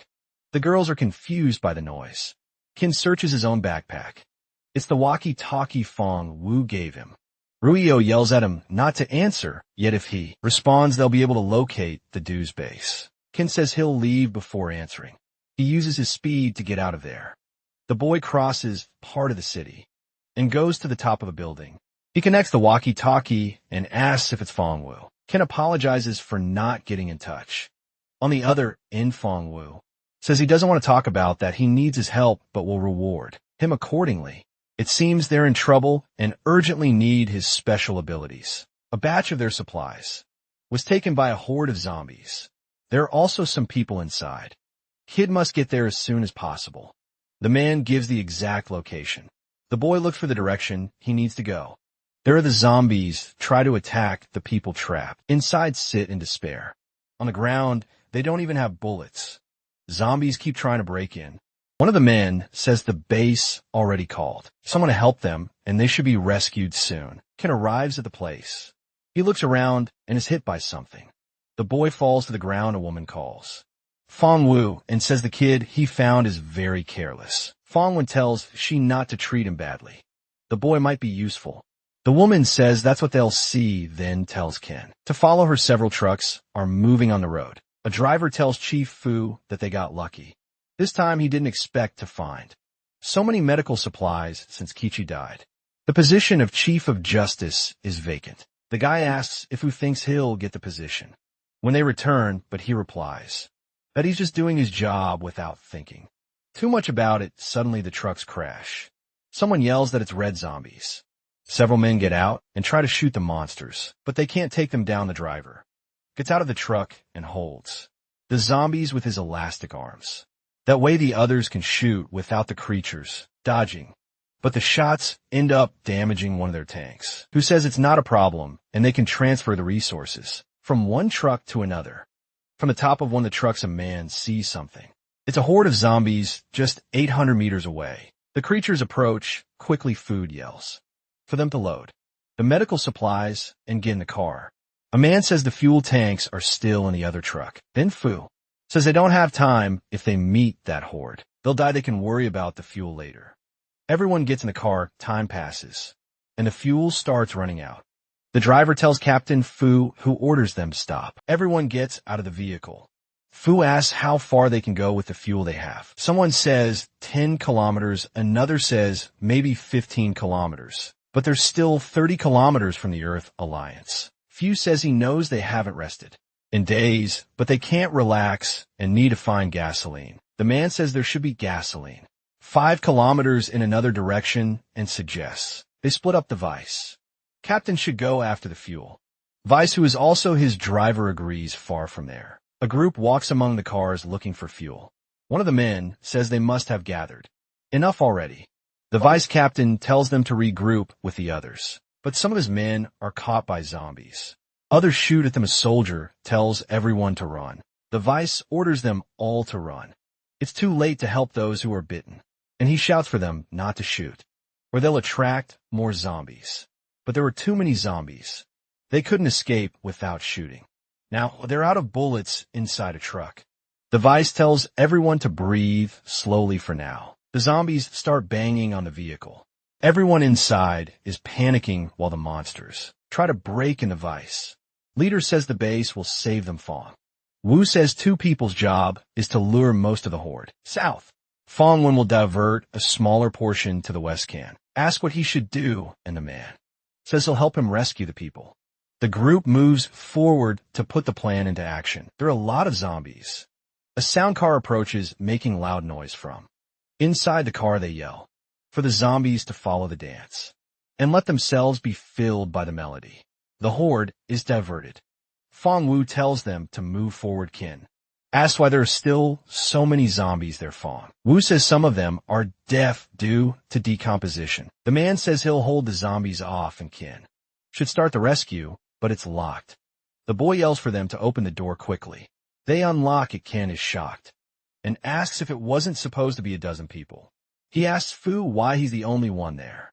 After the rescue, everyone gathers. Fong Wen is shocked to see it's just one person and asks where the others are. Fu says that the night before, he and his group were ambushed by base G04 and everyone died except him. Angrily, Fong Wen asks if it's really just him and no supplies, then says that if they had known, it wouldn't have mobilized so many people. Fu says he also sent a small group to get gasoline and they're trapped. Too seriously, Fong Wen says their lord only paid for one rescue. Another will cost extra. Fu says it's an emergency. If no one helps, they'll die, and he's willing to cover the costs. Personally, Qin says he'll rescue them, but Fong Wen says they didn't agree to that. The boy asks if Fong Wu didn't promise to pay him and says that's the reward he wants. Fong Wen says he doesn't know if Qin is a genius or an idiot walking away. Fong Wu says Qin can go rescue them. His younger brother is outraged by Fong Wu's decision and asks if he knows how dangerous the be a zombie appears. On the rooftop of a building, Fong Wen is startled. Several others appear. The group is shocked. Someone asked why so many red zombies appeared. All at once, one of them jumps toward the group, but the woman grabs it and quickly annihilates the monster. Several others head toward the group. Fong Wen says it's strange for so many to appear. At once, his brother shouts for the group not to waste energy and to run to the car. Fu and Shin also fight the zombies. The boy yells that they can't run to the car because it's surrounded by zombies. Fong Wen is startled and confused by the situation, since they had already lured the zombies away. But it seems they've come back and appear to be in far greater numbers than before. The horde is immense. Fong Wu tells them not to panic because low-level zombies can't climb. They should deal with the red zombies first. The group begins to take down the creatures on the rooftop until they dealt with them all. Fong Wu says now they just need to figure out how to escape that sea of zombies. One of the zombies sinks its fingers into the wall and starts to climb. Several others do the same. Kin shouts that the zombies are climbing. They're like the giant monster he saw when he first arrived in that world. Fong Wu yells that it must be a joke, that giant. Zombies are also appearing in groups. The man says they're doomed, there are 6 of them. The woman says this is unusual. First a level 3 red zombie ambush. Now level 3 giant zombies that usually wouldn't happen. Phoebe says the situation with the zombies is bizarre. It's as if they can think and have plan to catch the enemy all at once like they're an army. A man says it seems there's only one option left. Kitten looks confused and points to a place. There's something wrapped around a building. It looks like a huge smoke creature with countless legs wrapped around the building. The man lowers his glasses and says that's bad. I can only be a zombie king. Some people manage to resist the zombie toxin through their willpower, but some evolved into a grotesque form. In the zombie king, he can command hordes. A man shouts for them to run. That's a level 3 zombie king, but it's not close enough, yet they can still escape. Fongwen dodges a blow from a giant zombie. He complains that the monsters are climbing the building very quickly, and the woman tells him to leave while she deals with the zombies. But they're surrounded and don't want to leave anyone alone. Fongwen asks if Tin can jump to the next building. The boy says yes, but he can only carry one person at a time.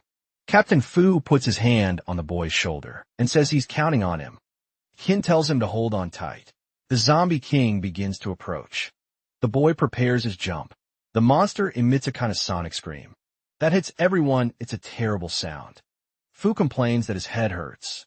Kin notices he can't use his abilities. A giant zombie hits the woman. She falls to the ground injured. The others are also affected. Kin realizes no one there can use their powers. Then he remembers the bullet of perdition. But the system informs that the target is too far away, trying to protect the woman. Fong Wu is bitten by a giant zombie. The boy concludes there's only one way to fix this, and asks the system to use all his black crystals and zombie cores to evolve. The system comments that evolution may fail, and asks if Kin wants to proceed. Anyway, the boy confirms. Then Kin starts evolving while the others are attacked. Some evolutions fail the fight against the zombies. Continues they are winning and the king is approaching. King gets angry because many evolutions are failing and the system is very slow. The system finishes. And now Kin is a level 4 evolutionist and gained skill of super focus and clear mind if he uses. This the zombie king's sound won't affect him.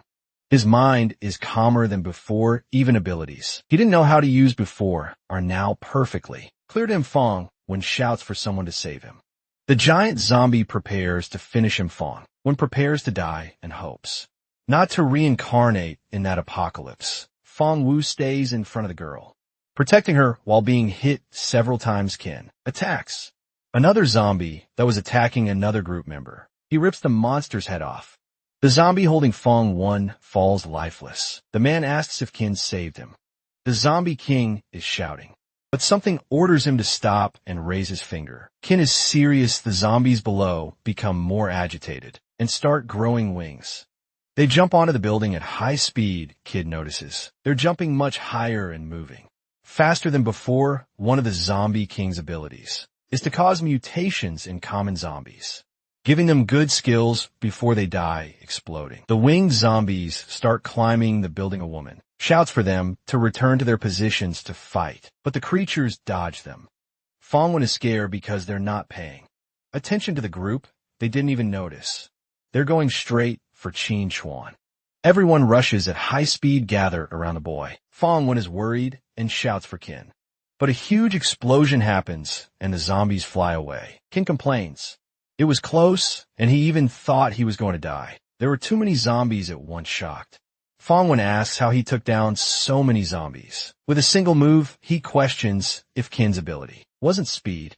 Fong Wu says he noticed something different and asks if Kin is now a level 4 evolutionist. The boy confirms and says his special ability is not speed, but energy accumulation. Shouting Fongwen asks how it's possible.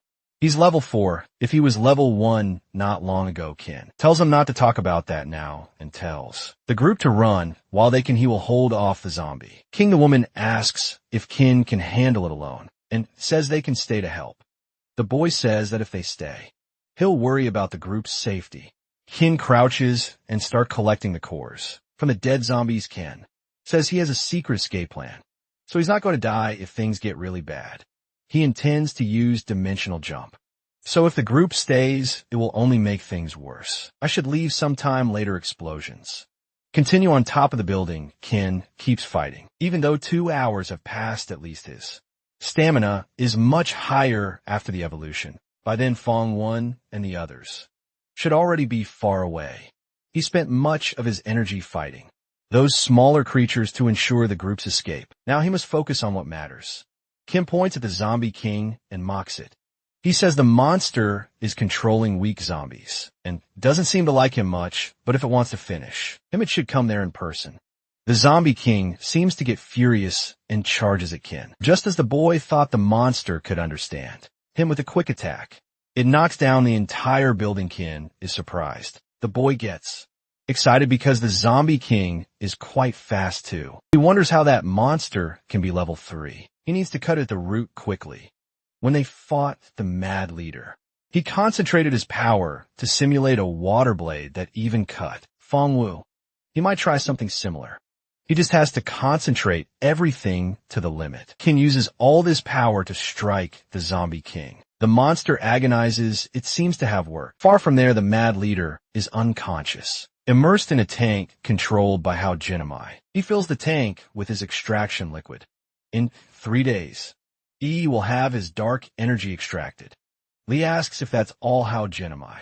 Says he's done this many times, but never on a high level. Evolutionist, but Lee must be patient. In 3 days, I'll have all of Yi's energy. Fong Wen's group flees in their cars. The walkie-talkie rings. It's Kin asking how they are. Fong Wu says they already rescued everyone there. The zombie king ordered all the zombies to attack Kin, so it was easier to do the rescue. Kin is happy. He was afraid the group was hurt.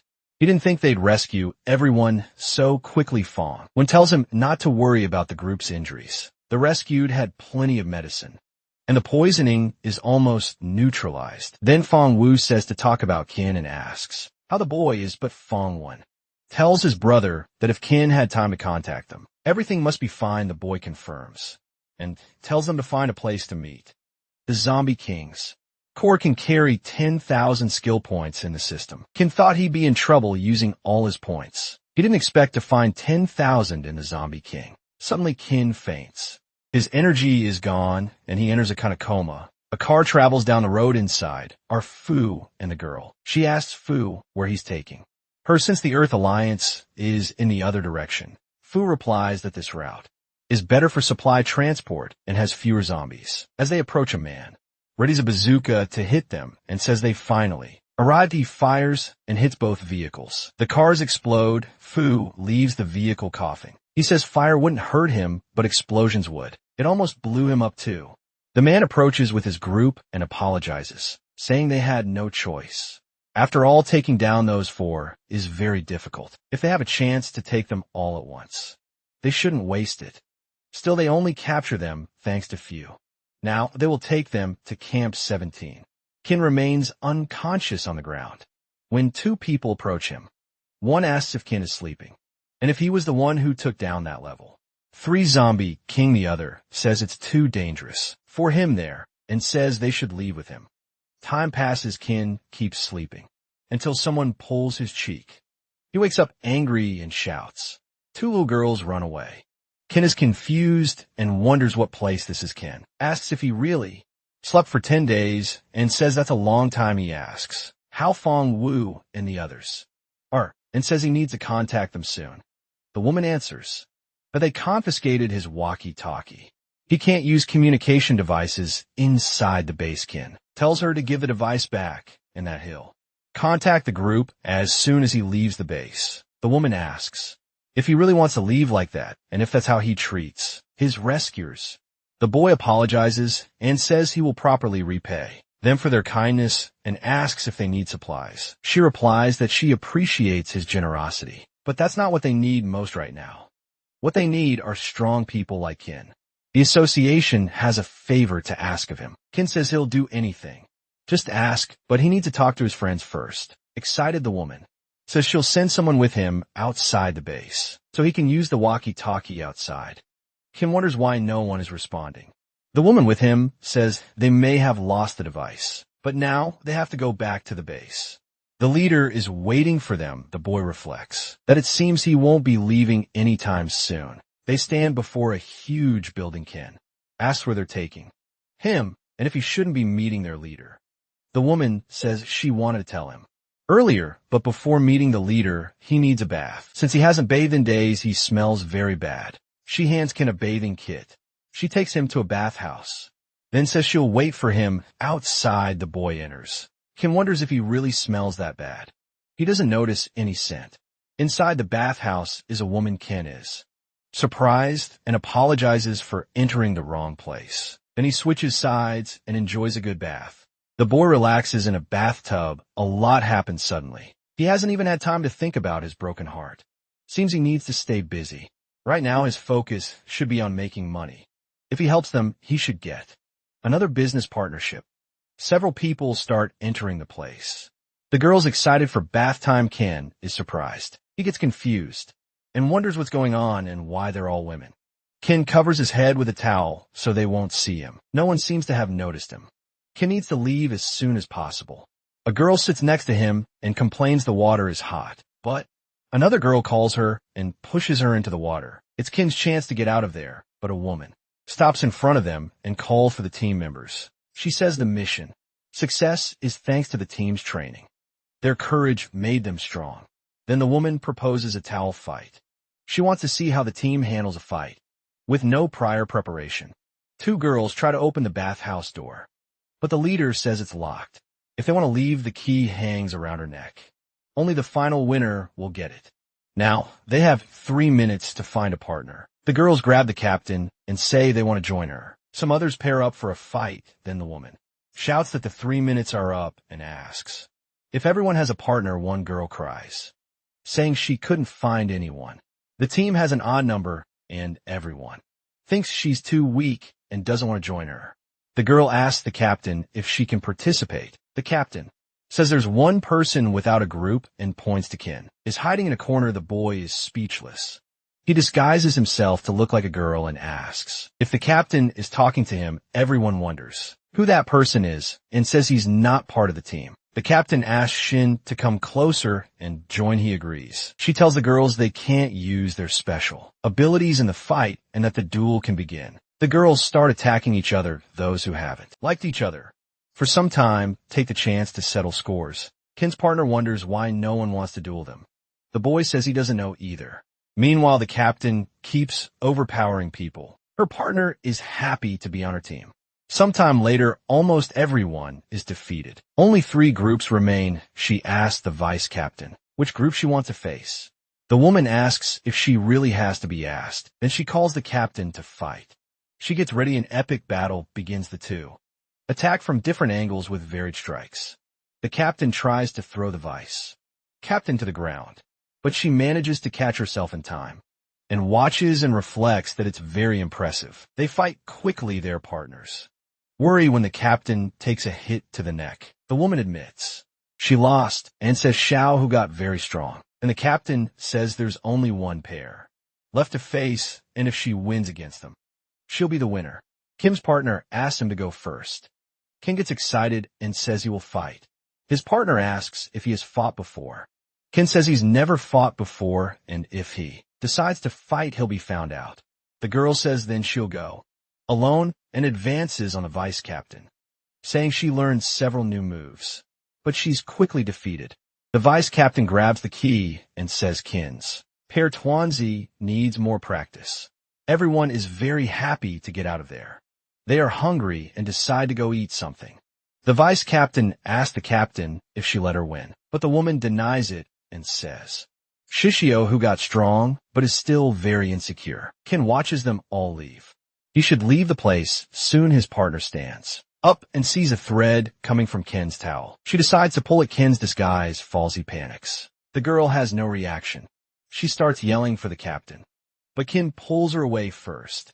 The captain and the vice leave. Ken explains to the girl he didn't end up there on purpose, but she keeps shaking. Then Ken threatens her. The girl calms down. Kin relaxes and asks her to listen.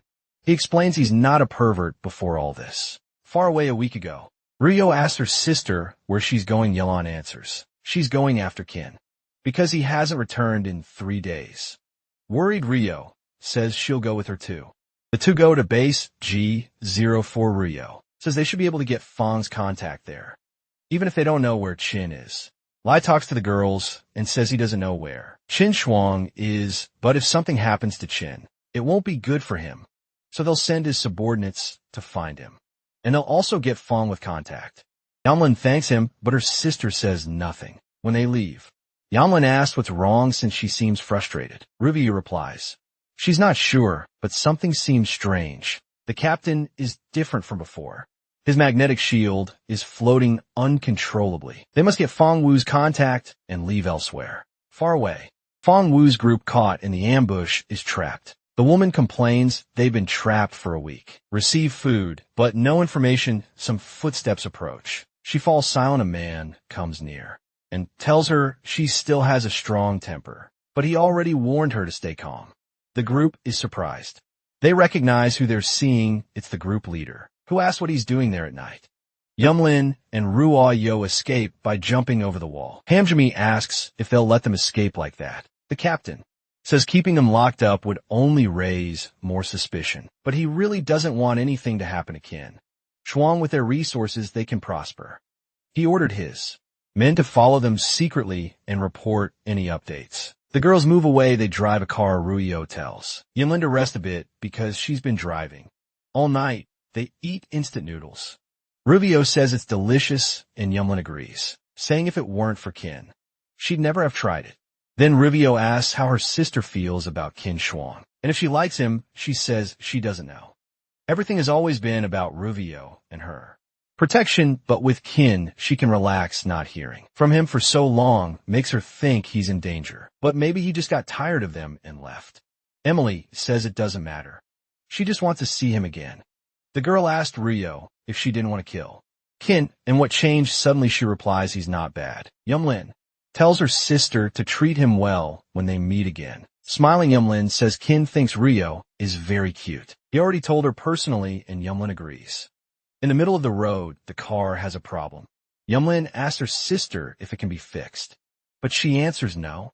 They'll need to check other cars on the road that have the same model. Rubio complains. The car always lets them down, and Fang Wu's fraction is only 10 kilometers away. Yinlin says they should get another one, but her sister doesn't want to go to a parking lot. Pair looks for the part they need. Ryu finds what they're looking for. Something approaches. It looks like a tricycle. Yumlin yells to her sister that someone is approaching. The tricycle stops, and it's the leader of Fang Wu's group driving, who says he doesn't steal women. He's shocked when he finds out they want to find Fang Wu and says he's going to get in right now. The man asks them to get in and go together. The girls climb into the truck bed. Rubio tells Yinlin that getting into a stranger's vehicle isn't a good idea. Yinlin says he even has a photo with Fang Wu, but her sister says that doesn't guarantee he's a good person.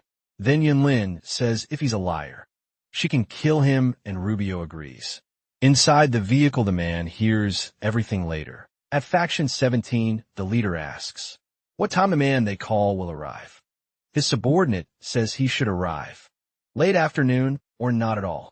The information wasn't clear. Angrily, the leader threatens him if he keeps telling nonsense. They're to market. Fang Wu's friend's tricycle approaches. He parks and says they're almost at Faction 17 and should wait there for him. The man will go get Fang Wu and the others, but if he doesn't return by the next day, they can leave. Someone announces to the leader that Shikio is there. The man approaches and apologizes for being late. One of Faction 17's members says it's okay, and they're happy to see Shikio. He asks the man to sit and says he prepared food for him, but Shikio refuses. Seriously, Shikio says they kidnapped his people and forced him to come there, so he doesn't want to eat with them. Shikio tells them to hurry up and say what they want because he has no patience for that little group. Then the faction guy says he knows Shikio's group does anything for money. They want Shikio's group to refuse helping J04 because they want to invade, hidden outside the market. Yonglin tries to observe what's happening inside and asks her sister if they shouldn't wait in the car. Rubio says they don't know if that guy knows Fong Wu and it's not safe to wait there. If they hide, they can see him when he leaves. Someone watches the two running. It's a man with a sniper he prepares to shoot, is hit in the head by one of Li's men. The man tells the sisters to stop. He says from that point on it's faction 17 territory and he can't help them. Rudy was outraged that the J04 man is following them. Underground Fong Wu's group is imprisoned. Mooring questions. Again, why Shakio is there about faction 17 Shakio. Asks them to leave first and says two girls are waiting for them hidden in the bushes. Yumlin and Ryu Yozi when they arrive at the tricycle. That's Fong Wu's team. They get into the truck bed, and Fong Wen asks when Shikio will replace that electric tricycle, but it was left by his wife. Yinlin and Royu leave their hiding spot sometime later. Fong Wu tries to contact Shin with the walkie-talkie, but gets no response. Yuman asks if something really happened to Qin Shuang. Fong Wen says that probably isn't the case. With his strength, he can protect himself easily, and instead, he come back to find them. Fong Wu says he and his brother will help them search for Qin Shuang. They'll map the Zombie King's region for clues. They had there a 3-day trip. The Zombie King lies lifeless on the ground, likely defeated by Qin 10 days earlier. Even seeing it personally, it's hard to believe. Qin defeated such a monster alone. Rudy was shocked that the boys' strength was enough to defeat a level 3 zombie. Fong Wu says the boy wasn't the same level as the last time they met. His power grew at an absurd speed. The G04 soldier observes everything. Fong Wen notes they find no trace of Qin there, so they should look elsewhere. Rueyu asks them to wait while she searches. The girl uses her super information processing ability. There's Qin's handprint on the ground. 2 different people approached, judging by the different grips. There are also marks showing Qin was dragged from there. So Rueyu understands what happened 10 days ago. Kim was likely taken by the climber aides. If that's the case, Kim should be safe, as that's a group. That doesn't kill innocents. Fong Wen says he's not answering the walkie-talkie, and the girls in that group are pretty. So you might have decided to stay there. The J04 soldier says they've been traveling for a long time and would like to take a break and eat something. Everyone agrees. Sisters prepare instant noodles for everyone. Fong Wen leaves the area and enters the building. Inside, someone approaches. It's Li's soldier. Fong Wen asks if he also came there to urinate. Then he says Captain Li knows how to handle things, sending someone to care for Qin's company, and therefore they'll give him a discount the next time they're hired. But the man catches Fong Wen off guard. His ability makes evolutionary beings of the same level lose their powers and mobility while within his domain. Li ordered his soldier Wu Yang to protect those girls and help them safely find the group. Yi was easily captured by Fong Wen's abilities. Now that he possesses Yi's power, the only one who can threaten him is this young man. It's Wu Yang's duty to find Fong Wen and capture him. The young man's ability has great potential and could be useful to them. Wu Yang remembers Ho Jia Mei Lao Ging. He grabs Fong Wen to take him away at that moment. Fong's walkie-talkie falls from his pocket. It starts beeping on the other side. Qin is trying to contact the group, but he hadn't returned to meet the leader. A girl approaches. She asks if Twenty captured Qin Shuang in the women's restroom. The girl confirms. She says he even gave her a precious lollipop to keep her quiet, but she would never sell herself. The vice captain questions if that's the kind of man the captain brings inside. Then she says they can't keep someone who ignores the rules there. He must be expelled. But Tuanzi says they need to teach him a lesson. Qin tells her not to be crazy and says it was all an accident. He shouts that he saw a woman in the men's bathroom and thought he was in the wrong place. He looks back and sees the person he found in the bathroom. Qin shouts that she's the one he saw in the men's restroom. The young man says she was in the men's bathroom, and if he hadn't seen her, he wouldn't have mistaken the restroom, but the person tells Qin to stop yelling and shows him he's not a woman. Qin is speechless. A girl says it was all a misunderstanding and Qin didn't do it intentionally. She asks who, and he can untie the boy elsewhere. Qin knocks on a door. Owen is happy to see him and apologizes for earlier. She gives him the Zombie King's core that he killed. Ken is shocked that he haven't stored that core earlier. He could have lost it, the woman says. A core like that is very valuable, and Ken should keep it safe. Ken reflects that not only did she save him, but she also returned the core. In that world, it's strange to find such a kind group. The girl tells Ken to sit down so they can talk. He sits beside her. Ken says he'll help them with whatever they need. But the woman says what she's going to ask is very dangerous. She needs to explain the situation first. They discovered that base shortly after founding the Climber's Assistance, and that was crucial because there was a hydroelectric station there. But she noticed the entrance to the hydroelectric plant was blocked by something. They sent Xiao Hui to check the situation underwater. At the bottom of the water, she found something.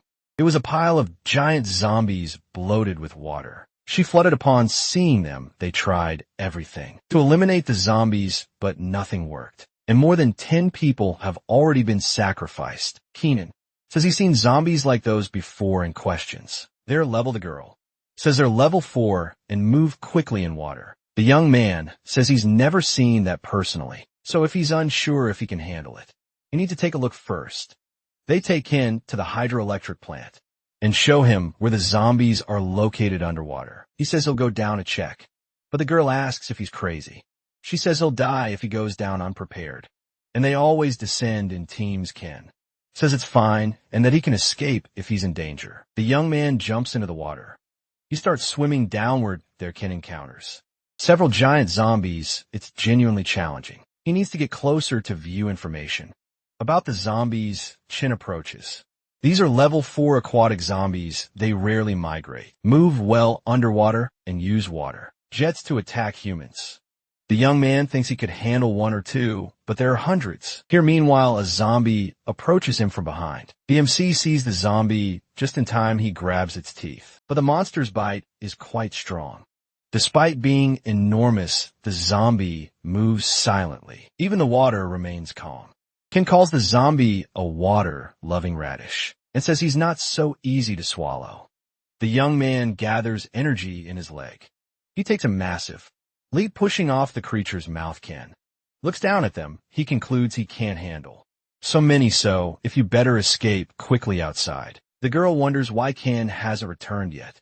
The young man emerges from the water. She throws him a ladder. He says they're lucky the zombies can only move along the reservoir bottom and can't swim. The girl says she warned him it was dangerous. Ken removes the diving suit, but when removing the suit, his underwear comes off too. The girl gets angry and chases after him, but Ken tries to justify himself, saying the suit was too tight. Ken meets again with the leader, who asks if he went to the bottom of the reservoir. Young man confirms he did. He says he knows a way to deal with the zombies. He just needs an underwater weapon. The leader asks if he's serious. The vice captain questions whether a rifle will be enough and tells Ken not to be overconfident, but Ken reassures her, saying you've been in similar situations before when he and Yunlin were surrounded by zombies. He used only 8 perdition bullets to eliminate hundreds of them. 20 shots should be enough for those giant zombies. The captain says they don't have underwater rifles and asks about depth charges, but they already tried those with limited success. The young man asks if that's their only type of aquatic weapon. Ken asks the system if precision bullets can be used with explosives, but the system says no, only with fast projectiles fired from regular weapons. The young man is shocked. He begins pondering what to do since he's already assured them he could handle it. Ken gets an idea. He asks the captain if she can help him. She tells him to call her Yulu and says she'll assist him however she can. Ken asks for help to build something, then begins sketching it on paper. Yulu says the mechanics seems simple and she can make it the same day. Later they return to the reservoir. Ken is holding a crossbow and tells him to wait for him. The improvised crossbow can fire high-speed projectiles. This means it meets the system's criteria. Ken jumps into the water. He swims to the bottom. Then he asks the system to load 20 rounds of perdition bullets. He does this, consuming 1,000 ability points. Ken shoots the giant zombies in different places. 20 shots are fired, and now he must wait about 20 hours for the effect. But the zombies see him. Outside, the girls await his return. A huge explosion occurs. Kin is thrown out of the water. He wonders what's going on and if the prediction. Bullets aren't supposed to take forever to take effect. The system says their timing is unstable and uncontrollable. Kin gets angry and says he'll never use those bullets again. Below the vice, Captain mocks him. Far away, Rudo finishes her noodles and grabs another. Yinlin complains their Fong went, but she says he was the one who took too long in the bathroom. Then Fong. Wu gets up and says he's going to look for him. Inside the building, he searches for his brother. He finds a walkie-talkie on the floor. Fong Wu returns and says Fong Wen is missing, and he found his walkie-talkie. Rubio says she didn't hear any strange noises in the past few minutes. Man reflects that it's strange Fong Wen disappeared without a sound. He was probably taken when his guard was down, but nobody else went inside. He saw them with his own eyes. He wonders if this is his boss's doing or the others. Fong Wen wouldn't leave without warning. Yelman says this is very strange, and Fong Wen might be in danger. He should inform his companions. Fong Wu says he promised to help them find Qin Shuang. The girl says it's fine. If he's with the climber's assistants, he should be safe. Wei Yang says Catherine lies. Send him to look after them. So Fong Wu doesn't need to worry, the man agrees.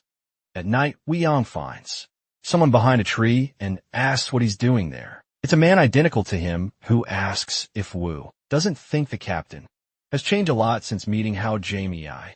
The same happened with Leader Yi Yi, but Wu Yong says that's all speculation, and the captain's dream is to unite humanity and protect everyone from zombies. The man says if Wu Yong doesn't believe him, he'll look for evidence. I helped them since childhood. He doesn't plan to let Hao Jumai ruin everything. Yumlin approaches Wu and asks who he's talking to. He replies he was reporting to base that they're heading to the climbers' assistant groups territory the next day, then asks why she isn't sleeping. Yumlin responds that she can't sleep as long as someone else is awake. Meanwhile, at the climbers' assistance base, Ken receives care after being hurt by the explosion. Cap and Yulu says it might hurt a little, but it's good for recovery. A woman approaches and says the young man worked hard, and even if it didn't work, they appreciate his efforts. Kitten says he'll find a way. He won't accept losing to those swollen-headed zombies. The vice captain asks if he's planning to blow things up again. He gets angry and insists he'll definitely solve the hydroelectric problem. They'll see Ken. Thinks he wanted to say that Zombie King's core for a critical moment, but he can't wait anymore. His dignity demands he handles those zombies now. The young man asked the system if the Zombie King's core has any other uses besides charging ability points. The system says no, so Kin asked to charge it. Now Kin has 10,050 ability points. If he uses those 10,000 points just to evolve, he could reach level 7. Kin decides there's no point in wasting time and tells the system to upgrade 10 times. But evolution fails. Kin tries again 30 times. But it fails again. He asks for another 50 attempts. Kin becomes hopeful, but it still doesn't work. He's angry, and the system asks if he wants to keep trying. Kin reflects that he has few points left. If he tries evolving again, he'll lose everything. Elsewhere in the base, the girl approaches the leader and says there are 3 people at the gate, claiming they've been looking for Kin for some time. A woman authorizes their entry. The gates open, and the people enter. The leader says she heard they're friends of Kin and asks if they're part of any faction. Yamlin replies they're freelancers without any faction. Rubio asks to call Kin and says they have an urgent matter to discuss, smiling. The leader says they can talk to him personally and asks for Chuanzi to lead them. Chuanzi tells the sisters to follow her. Rubio comments it's exactly as she thought. Kin completely forgot about them. She questions why they should follow someone like him. Nealon replies that after seeing Kin, they'll leave. Chuanzi points to a room for the two. Saying Kin is inside, Yamlin makes a motion to enter, but gives up. Rubio asks her to open the door, but Yamlin refuses. Yamlin starts to leave, saying at least they know he's fine, so they should go. Rubio feels sad, but someone opens the door. It's Kin. He shouts upon seeing Yamlin. He asks how she got there and whether she has enough food. Really thought he heard her voice earlier. Rubio complains asking if he has any idea what they've been through. Yinlin scolds her sister. Qin is confused and asks what happened, smiling. Yinlin says it was nothing as long as he's okay. After getting updated, Qin asks who captured Fongwen. Yilan replies. She doesn't know, but Fongwu went after him.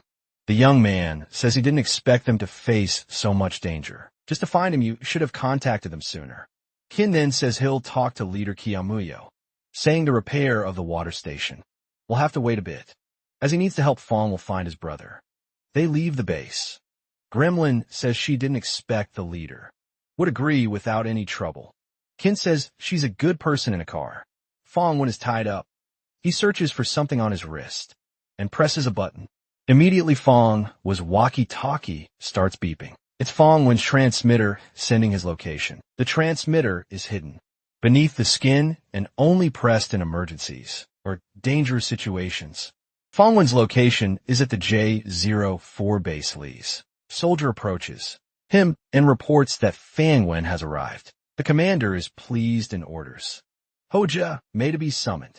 Concerned, the soldier asks if his chief's body is all right. Ever since Yi's energy was transferred to him, his health has deteriorated.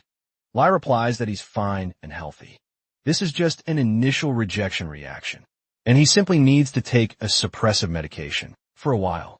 Nervously, the man says Lai trusts Ho Jimmy too much, as he has no reason to help them without receiving anything in return. Lai tells him to stop talking.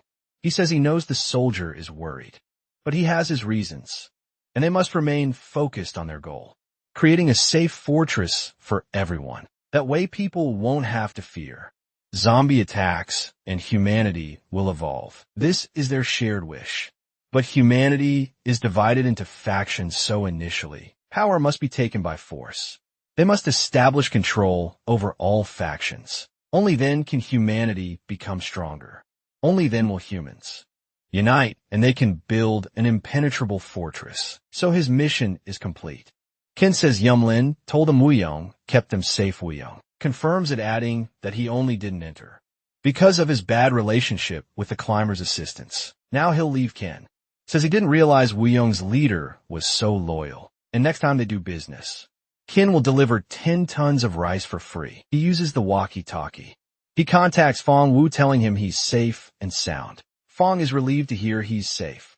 He then asks if someone is with Qin, saying he wants to speak privately. Qin agrees. He steps away from the group. Fong Wu tells Qin his brother was captured by the J-04 group. Qin asked if he's certain, and Fong Wu confirms it. Qin then asks where Fong Wu is. Fong Wu says he's outside J-04 S base and has informed the organization. When they arrive, they'll raid to rescue him. Qin tells Fong Wu not to act recklessly, as J-04 S defense is strong, and asks him to wait so they can plan together. Fong Wu says he fears that waiting might endanger his brother even further. Qin acknowledges Fong Wu's concern, but reassures him that if J-04 wanted Fong Wen dead, they wouldn't have taken him to the base. Ask for 20 hours, and 20 hours, it'll be early morning. An ideal time to strike, plus Qin will already be inside for support. Fong Wu agrees to wait the 20 hours. They travel by car. Qin tells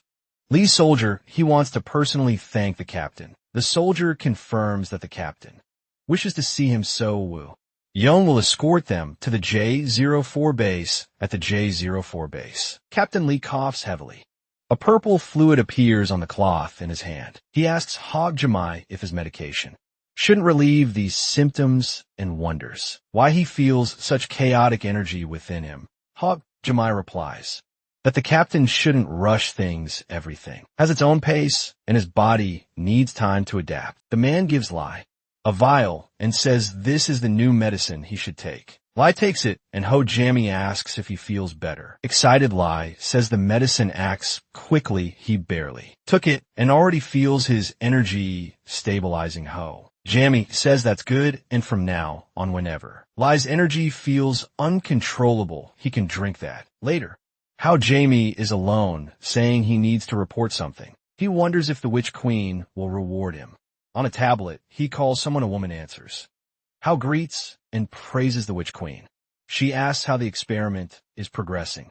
He says everything is going well, and if nothing Goes wrong, they'll finally create a perfect combat machine this time. The Witch Queen praises how Jamie and says she'll reward him if it works. He asks if he could get a tight hug from her. If he succeeds, she laughs and agrees. If he completes the experiment successfully, she'll grant him whatever he desires. But she's heard similar promises from many others. They always assure her they can do it, until they exhaust her patience completely, and no one has produced results that satisfy her. Yet Dr. John, for instance, disappointed her. The woman finishes him off. The Witch Queen drains Dr. John's energy until he loses all of his life force. She smiles happily and drops John to the floor. She says at least John was useful before dying, then orders his body to be removed.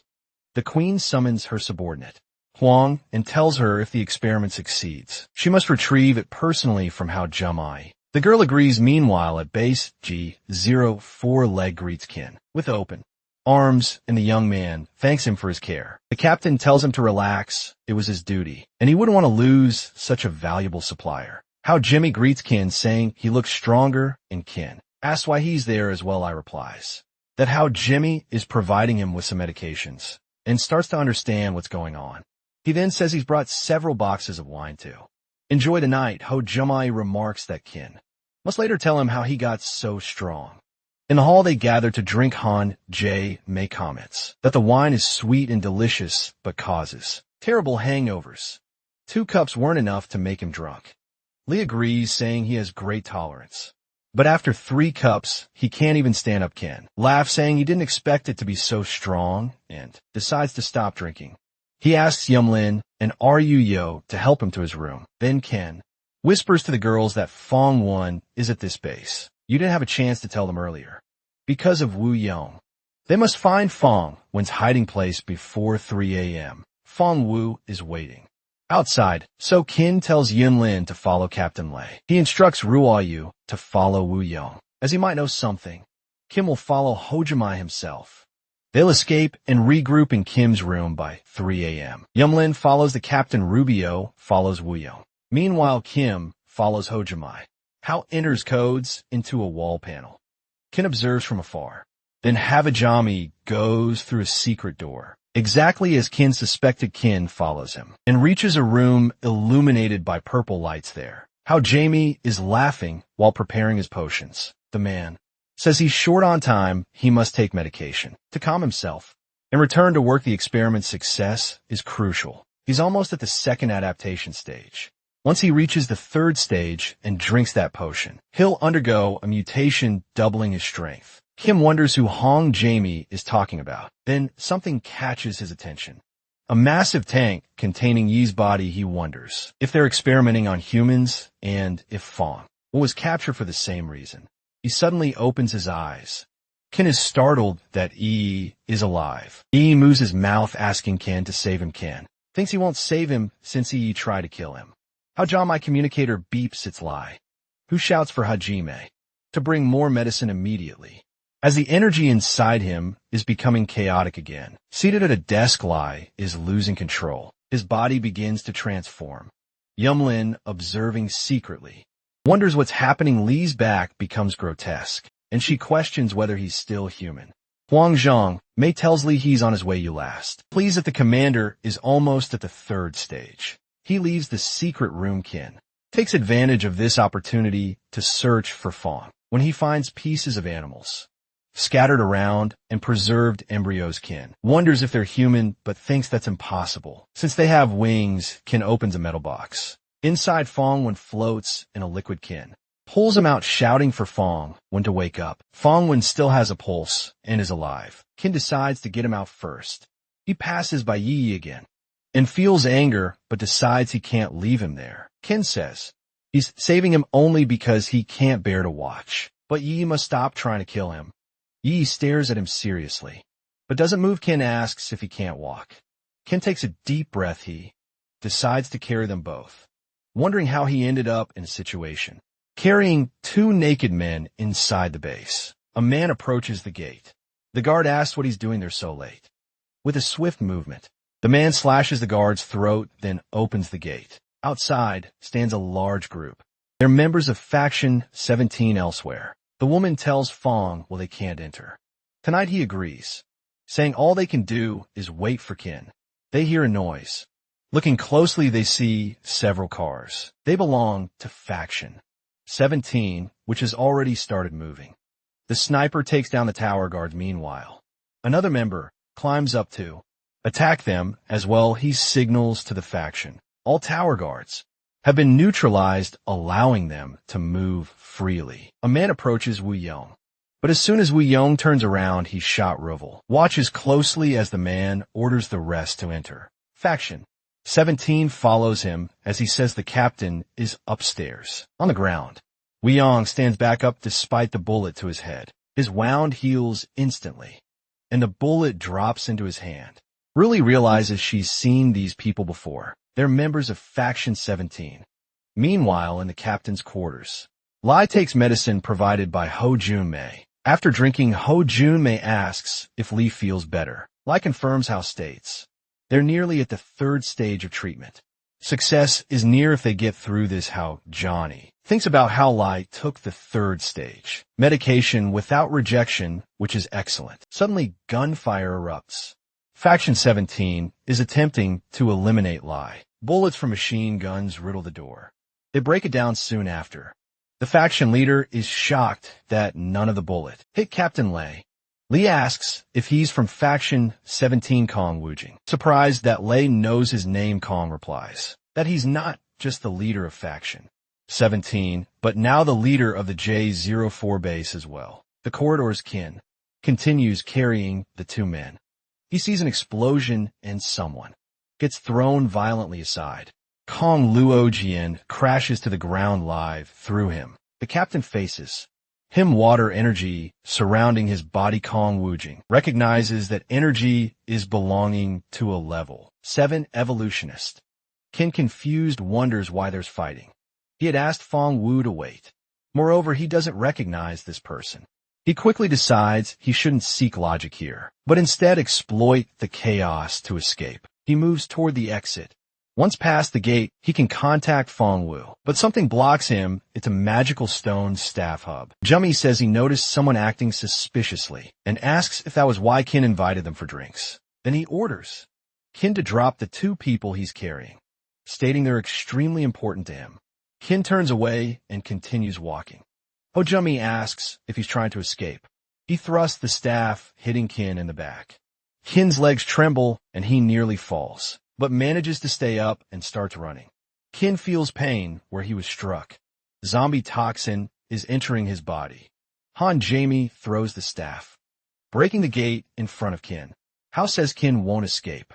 If he returns the captives, Hao will let him go. Kitten says he doesn't want to fight as they were once allies, but if Hao insists, he has no choice. He sets Yi and Fong went down, declaring he'll deal with Hao. Hob Jimmy says Qin talks too much. He already imagines dissecting him. Qin activates his ability.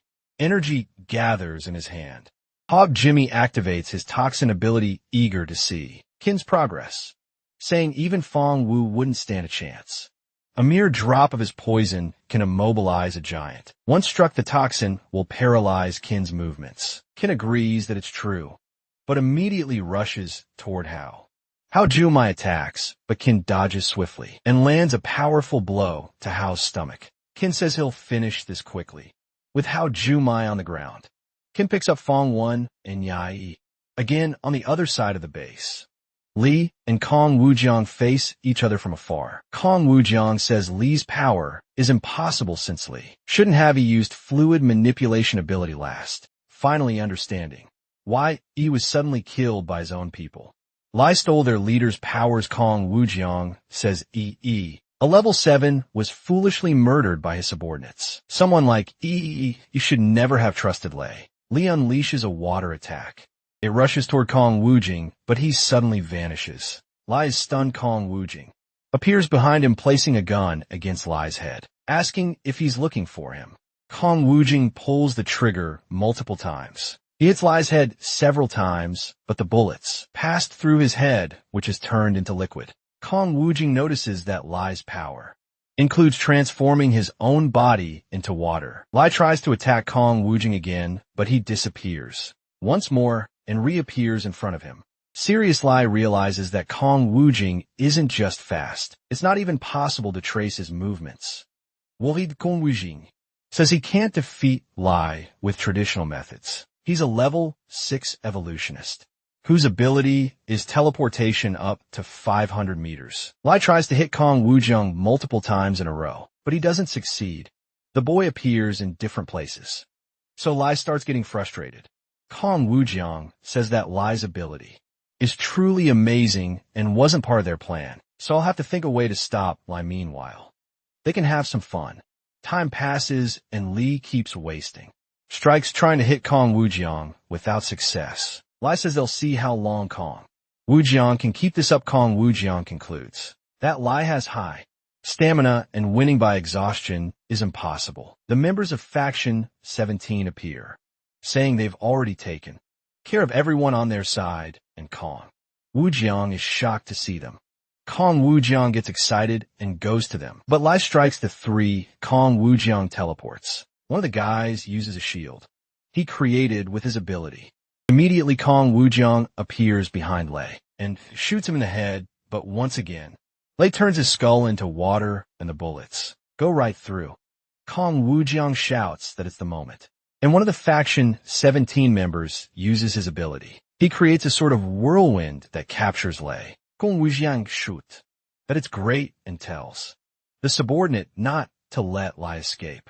But the guy says he can't hold him for long. His ability is wind control. Lai turns into liquid and Kong Wujing shouts for them not to let him escape, then orders the other to grab Lai tightly. The other creates two steel hands and grabs Lai. Kong Wujing is happy and tells the whirlwind guy to hang in there because he'll be right back.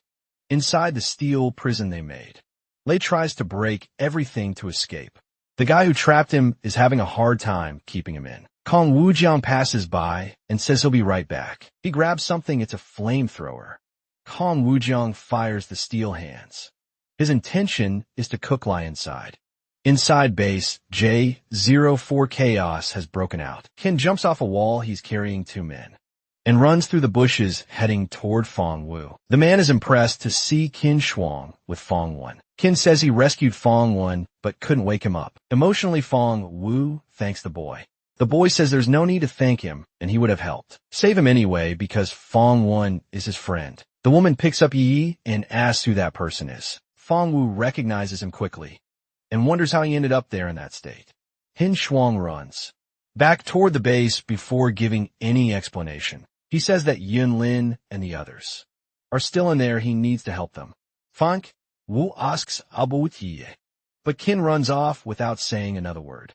Yunlin enters the room where Yi already is and asks if her sister found any clues about Fong Wu. Yunlin says no, but she found out that Faction 17 invaded. Kong Wujing is fighting Lai in a situation that doesn't look good. Rudy Ho says they need to run, but Yunlin is worried about Fong Wen. Qin enters the room. He says he already saved Fong Wen and they need to get out of there quickly. Everything in base G04 is exploding or on fire. The faction members are wreaking havoc on the base's civilians. Dumplin watches from a distance. A man is shot in the leg. Rubio notes that Faction 17 also invaded her home and did the same. The people there will end up like them. A child is dragged by the hair. The faction members laugh at the people. One of them drags a girl away from there and slaps her face. The man tells her to obey him if she wants her little brother to live. The girl is scared, her eyes full of tears. But before she could do anything, he was hit in the face with a frying pan. Qin hit him. He crouches in front of the girl and asks if she's okay. Her brother runs in and hugs her. Qin leaves and tells them to stay. Inside, he drags the Faction 17 member with him. A little boy asks his sister who that is, but she doesn't know Qin and she forgot to thank him. Inside base G0, 4 young man attacks a young man. He falls unconscious to the ground. Romeo says the area is completely clear of members from Faction 17. Yumlin says there are still 7 other places. Qin says they should go expel the remaining members of Faction 17. Captain Lai capture people to perform human experiments. Qin has no intention of saving him, but Faction 17 is killing innocents acting like rabid dogs. They can't allow those rabid dogs to keep killing freely. Kim will take him down one by one. Kong Wuzhong laughs while trying to burn Lai, but he sees Wu Yang flying toward one of his men. Kong Wuzhong shouts for his soldier to be careful. Then, another manages to capture Wu Yang with his wind power, but someone cuts the fuel pipe of Kong. Wu Zhang's flamethrower at Wu Yang. Kong Wuzhong becomes furious and says they broke his flamethrower. But his subordinate says not to worry because Lai doesn't seem to be moving anymore. Suddenly the young man who controls wind and feels something strange. His body starts to be consumed. Kong Wuzhong also feels like he's being drained. Basically, Lai is absorbing the moisture around him to recover. Far away from there, someone tries to wake up Ho Jamie. It's the girl, the Witch Queen. Sent to bring him back, she says, judging. By his condition, he seems to have failed. Again, and his experiment is being roasted. Helen Jamie gets up laughing and says he'll be fine. If Lai doesn't survive an attack from Faction 17, then his experiment will have failed. Lee causes a huge explosion from afar. Ken sees the explosion coming from Lee's side. Fire and smoke rise into the sky. Members of Faction 17 are thrown far away. Kong Wuzhong crashes against the wall. Lee has become a water creature. He takes on a different form. Kong Wuzhong is astonished at what he sees. Wu Yang wonders what that is. They wonder if that monster is a zombie. Hajime and the girl run through the corridors. He stops at a balcony and looks toward where Lai is. His experiment was a success. He created an artificial zombie king. The water creature Lai began walk slowly. Wu Yang wonders if that is still the captain. Kong Wuzhong can't identify what that thing is. That thing is bad. Then Kong Wuzhong shouts for his comrades to get out of there now.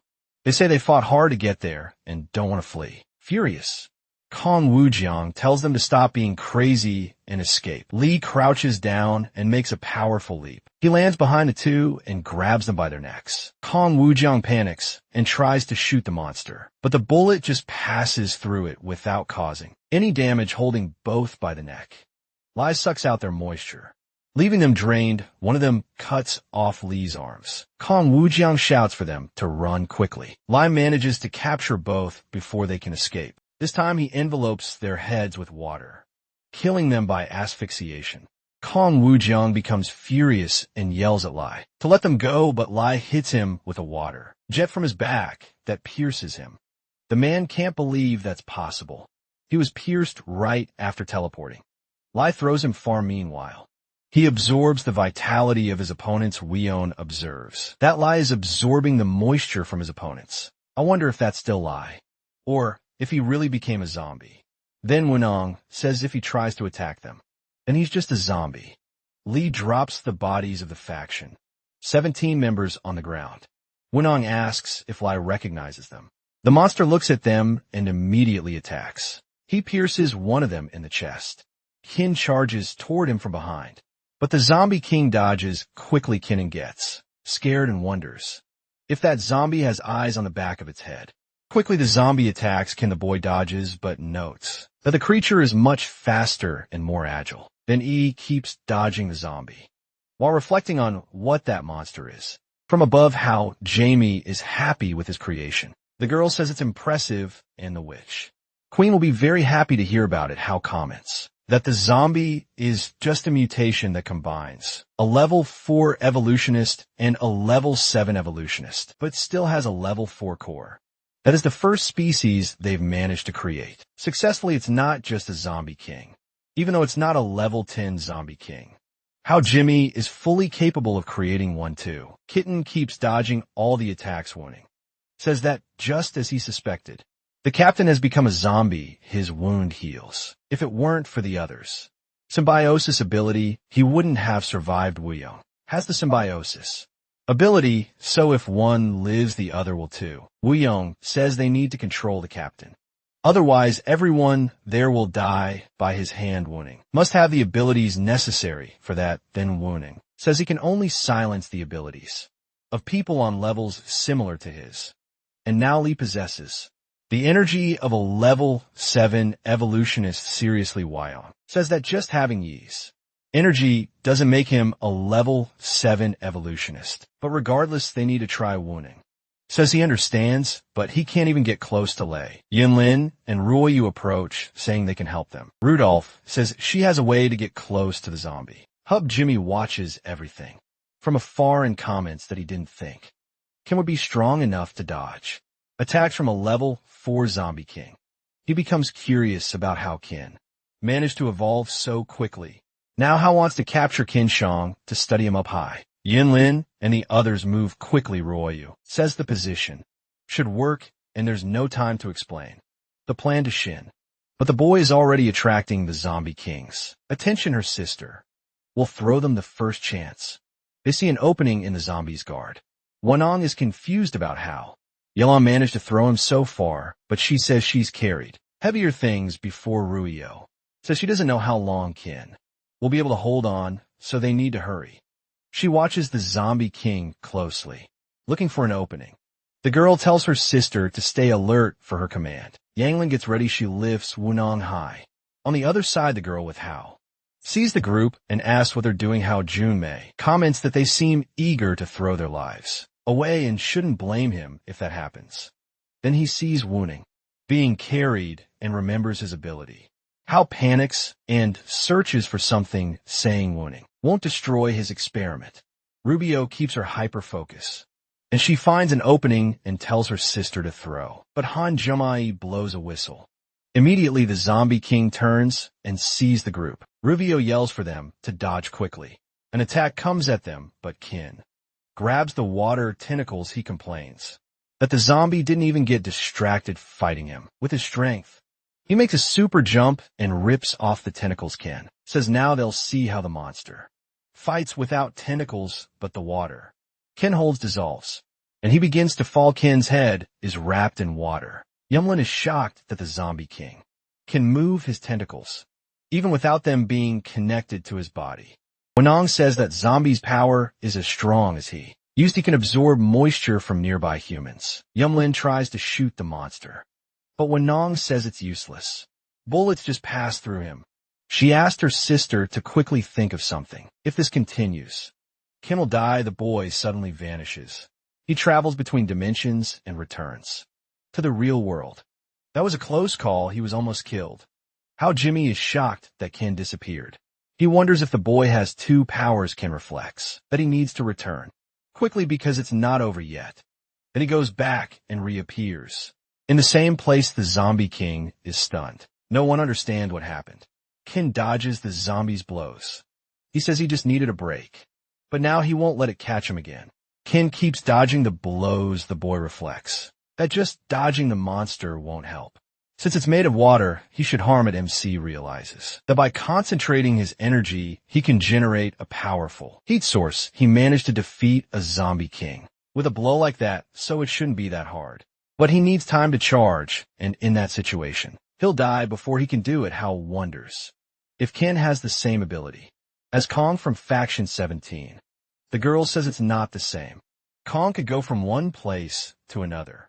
Kitten just vanishes and reappears in the same spot. Helen Jamie leaves, and she asks where he's going. Says he's had enough fun now. They have to deal with the bad elements and bring the successful final product to the Witch Queen. Kin thinks this is his first time trying that plan, and he doesn't know if it will work. He'll return to the real world to charge and come back when he's ready. If it works, he'll defeat the zombie king. The zombie tries to hit him, but Kin vanishes again. Yamlin is startled. Then something hits her. It looks like a blowgun dart. Ryu becomes worried about her sister as Ho Jamie approaches from behind. The man says it's just a sedative because they decided to mess things up. Wu Yang and Wu Nung are already unconscious on the ground. The girl grabs a powerful weapon and raises it. She aims at the spot where Ken disappeared. Since he should return at any moment, Ken returns. He has charged all this energy. The zombie sees him. The girl pulls the trigger, and the bullet flies. Kitten looks in her direction. Ruyo threw herself in front of the gun and took the shot. Instead, Kitten is in shock. Ruyo falls to the ground. The boy shouts her name. The 2 sisters lie on the ground. How Jamie is surprised. Kitten yells his name and charges at him. With his handful of energy, he grabs How by the neck and asks what he did. Man wonders what kind of energy that is and how a level 4 evolutionist can have so much concentrated energy. Hug Johnny. Says Rio is not dead, yet if they stop fighting, it's still possible to save her. She was shot in the chest, how says Rio. Jumped in front of the gun on her own, they didn't mean to hit her. If Kin lets him go, he can help her. Kin releases the man. A water attack nearly hits him. Humjamai remembers the zombie king is still there. He uses his whistle and the creature stops. The zombie returns to human size and stands in front of the man. How Jamie says he didn't expect him to be so obedient and comments that the genetic technology worked. Kin notices the zombie obeys. How's commands and wonders what's going on. How laughs and tells him not to worry because the zombie won't attack him anymore. Continuing that fight wouldn't benefit either of them. Later, how Junmai injected an anesthetic toxin into Ruyo that can stop the bleeding for 2 hours. During that time, Kin must find a doctor. The sedative he used on the other 3 will also wear off in 2 hours. Given the chaos in the city, it's unlikely Kim will find a doctor. He turns to Ho Meng and tells them to leave. The girl looks thoughtfully at Kin. He glares at her with hatred, then Ho Junmai, Ho Meng, and the zombie king leave the area later. Far from there, someone knocks hard on Dr. Joe's door. The woman opens it. Kin is holding Ruyo in his arms and says she was shot and needs help immediately. The doctor rushes to prepare the operating table. Kin asks if the girl will be okay. Jiao tells him to get out and not to disturb her. The boy leaves the room. He reflects that human tried to shoot him and Ruyo protected him, but he wonders why. Since she always hated him, the boy thought he was strong enough and even dreamed of being a hero, but he couldn't even protect his friends. It feels like a joke inside the room.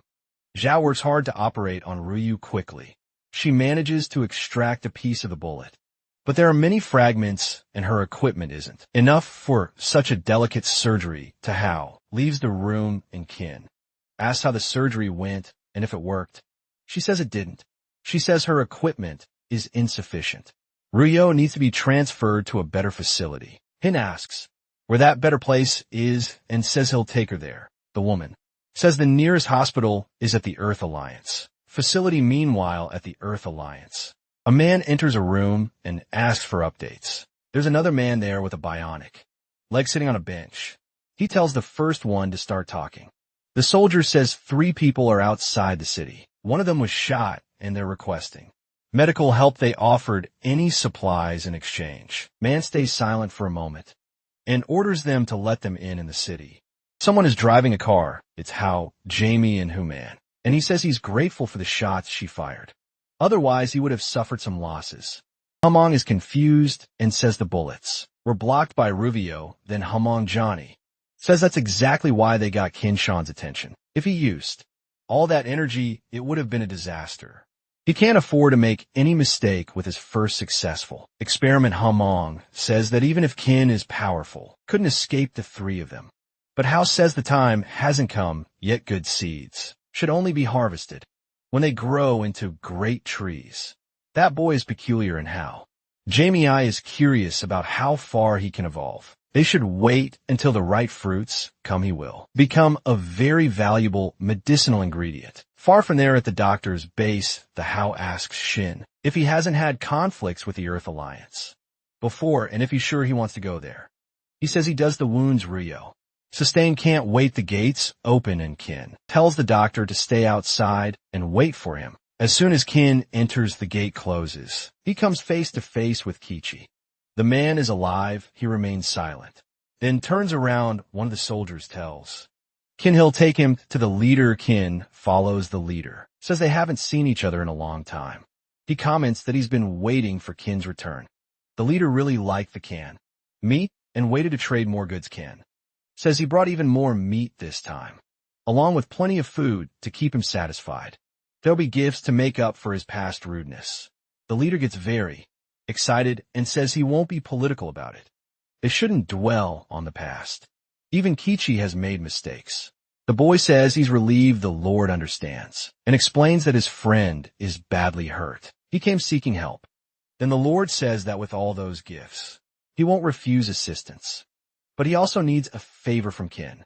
If he agrees, the Lord will send his best doctor To treat his friend, the boy says, that's no problem. Then the Lord explains that recently, his men found an old mine according to analysts. There are mineral resources there that they need, and the elevator can be easily repaired.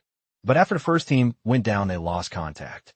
They sent another crew, but in the end, 3 teams were sent down and none ever came back. Because of that, people are afraid to go into the mine. But the mine is very important to him and must become operational. Even so, no matter how many resources he offers the miners, they refuse to descend, so the Lord hopes Ken can go down and uncover the truth and rescue those who went before. The boy says it's no problem as long as he can leave his friend in the city to receive treatment. No issue, the Lord agrees, and says he'll send someone to pick her up. Meanwhile, Ken must go with a subordinate to the mine. He will explain the details of the mine. Ken walks. Feels like he's been walking for a long time and hasn't found anything. 30 minutes have passed, and it's so quiet that he's lost his sense of time. Something catches his attention. The tunnel splits into 2. He decides to mark the wall so he doesn't get lost. Then he enters one of the paths. Ken keeps walking, still finding nothing strange, and wonders if they're playing a joke on him. Then he hears something. It sounds like a woman crying. Ken approaches until he finds a figure in the corner. It looks like a woman sobbing deeply. Ken asks if she's okay. She doesn't respond, and he wonders who she is, how she ended up there. If she's a ghost, Ken yells that he's talking to her and asks if she's a ghost or a zombie. But the woman doesn't move. The boy gets angry and says she's trying to scare him on purpose, but he can handle her easily. Ken approaches until he shines his flashlight on the girl. When she turns, what he sees of her face is eerie, completely white with black hollow eyes like 2 pits, and is terrified and runs off. But the girl tells him to wait and says she's human. It was the flashlight and Ken's fear that made her look so scary. The boy is startled and looks at her as they sit down. Ken says that if she's human, she should have said something earlier. The girl responds that she thought he was a hallucination, so she ignored him. The girl says she's been alone for a long time and thought she would die there. Alone, Ken becomes thoughtful. He asks if she has food and offers her some. The girl thanks him. The boy comments that she doesn't look like a miner and asks what she's doing in that place. The girl says she's not a miner, but to escape the zombies they had to go in there. Ken asks if there are others with her. The girl hugs him.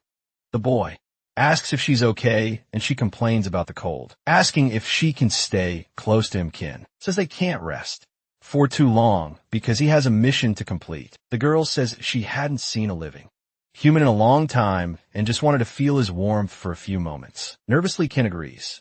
She thanks him and moves closer to his neck, saying she'd been alone for a long time.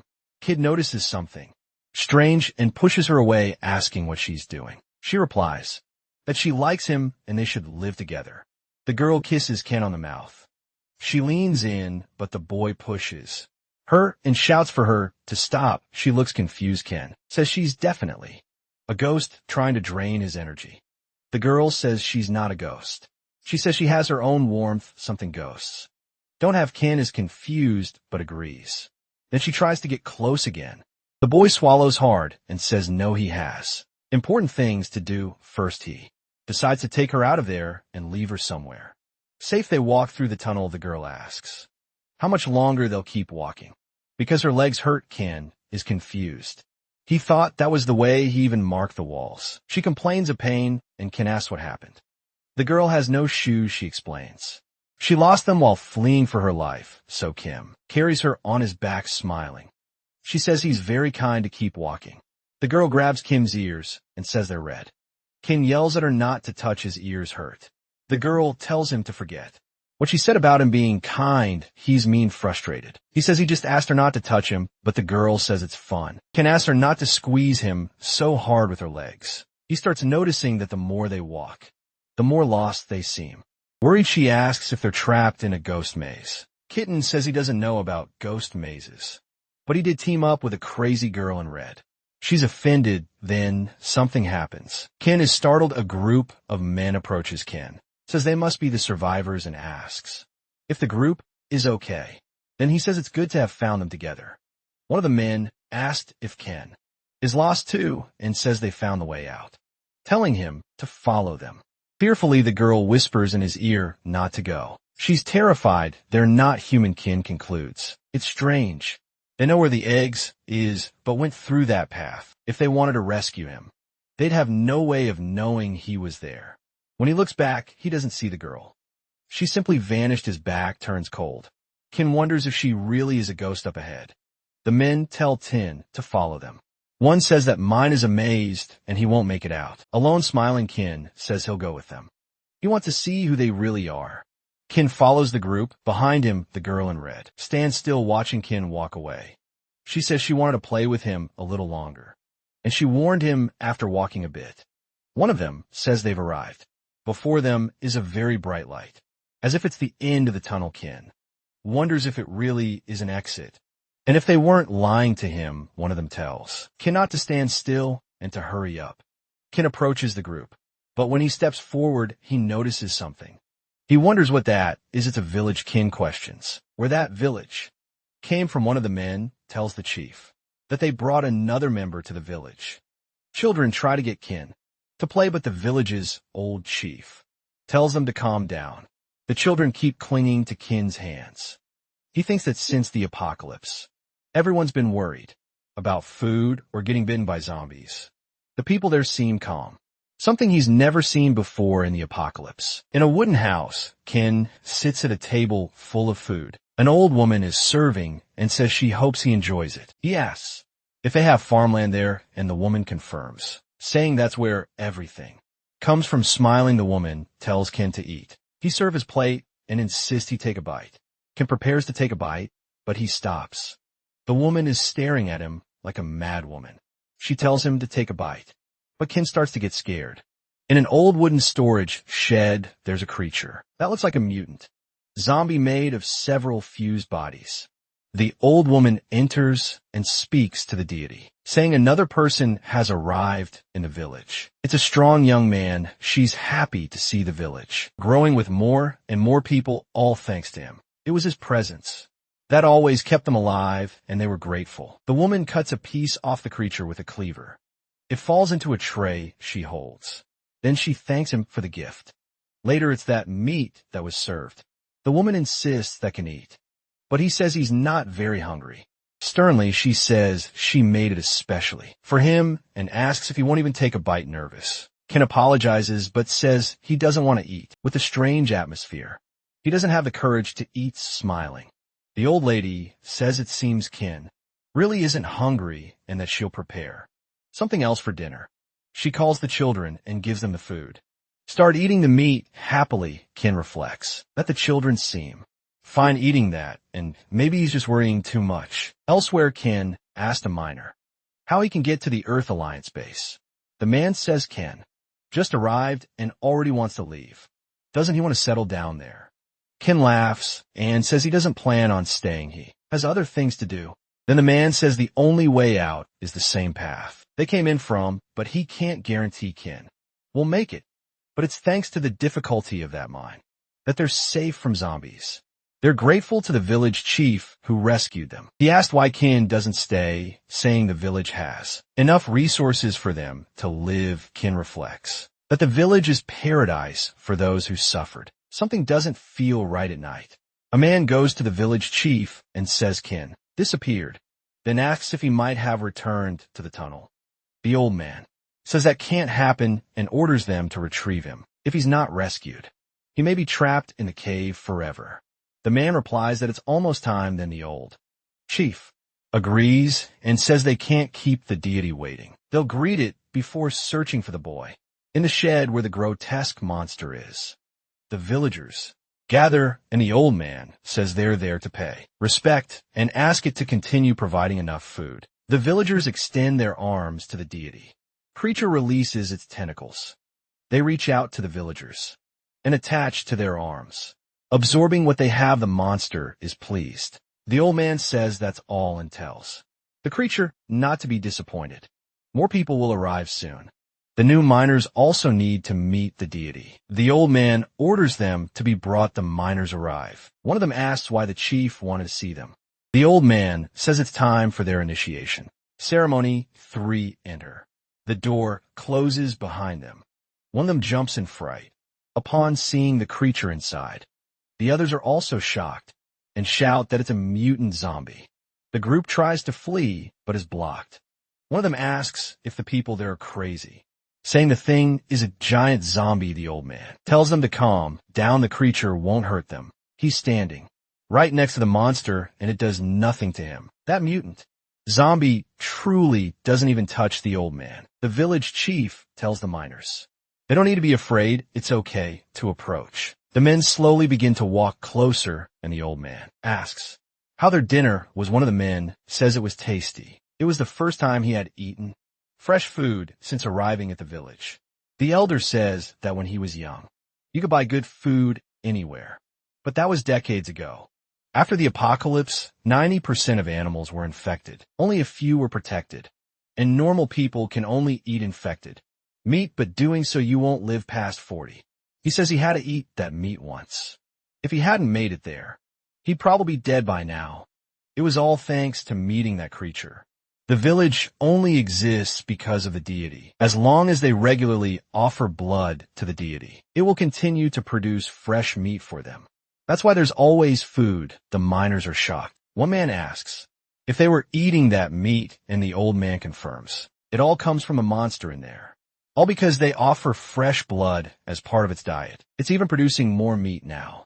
The man says all that pink meat is edible. The men are disgusted. Then the old man continues, saying the delicious meal they had for dinner came from a deity. The monster makes strange noises. As more meat grows from its skin, the three miners vomit. Someone grabs one of them, who panics, and the old man says it's time to offer blood to the deity. The three are restrained and taken closer to the creature. The monster's tentacles approach them and are terrified. Meanwhile, Ken walks through the night. No matter how far he walks around the village, he always ends up in the same place. It seems the only way out is through the cave. He hears screams coming from inside the barn. It's one of the miners shouting that the village chief is a lunatic and begging to be let go. Ken is confused by the screams, but the girl in red suddenly appears beside him and asks him to wait. She says they already become zombie food. It's too late. Ken is startled by her sudden appearance and asks if she's human or a ghost. The girl asks if he really wants to leave that place, and he confirms. So she says that ever since he entered, he's only been walking deeper into the realm of the dead. There's no way out. The village is part of the lie. Once someone enters, they can't leave. To survive, they must offer their own blood. So if Kim wants to escape, that's the only way. You must go in and kill the creature. Once it dies, the place will naturally vanish. Ken says she came out of nowhere and asks why he should believe her. The girl tells him to go in and see with his own eyes. Inside, the miners scream. Ken and the girl approach the window. She says she told him it was true. Those villagers are sacrificing their own blood to feed a zombie, and then eating the tumors that grow from it. Otherwise, they'd have nothing to eat. Ken shouts for them to stop. The girl yells at him not to act suddenly. She hasn't finished explaining her plan, but Ken starts using his power and yells for them to release the men. He quickly slices through the zombie's tentacles. The old village chief panics.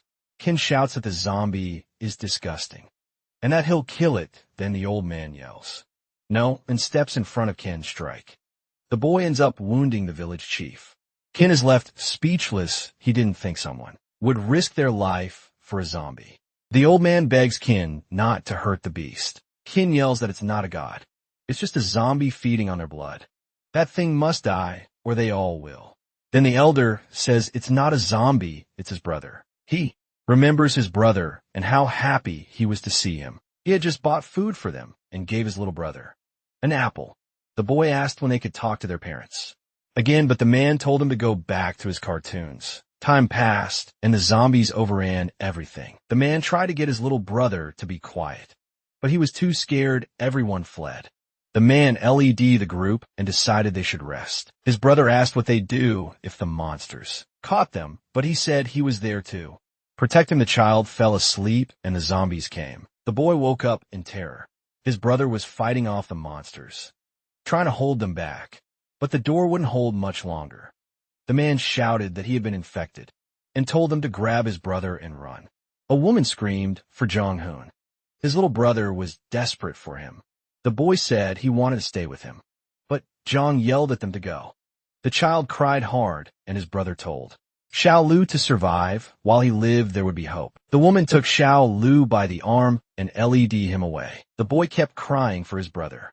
The zombies broke the door and swarmed over John. A little further away, Xiao Lu collapsed on the ground, heartbroken.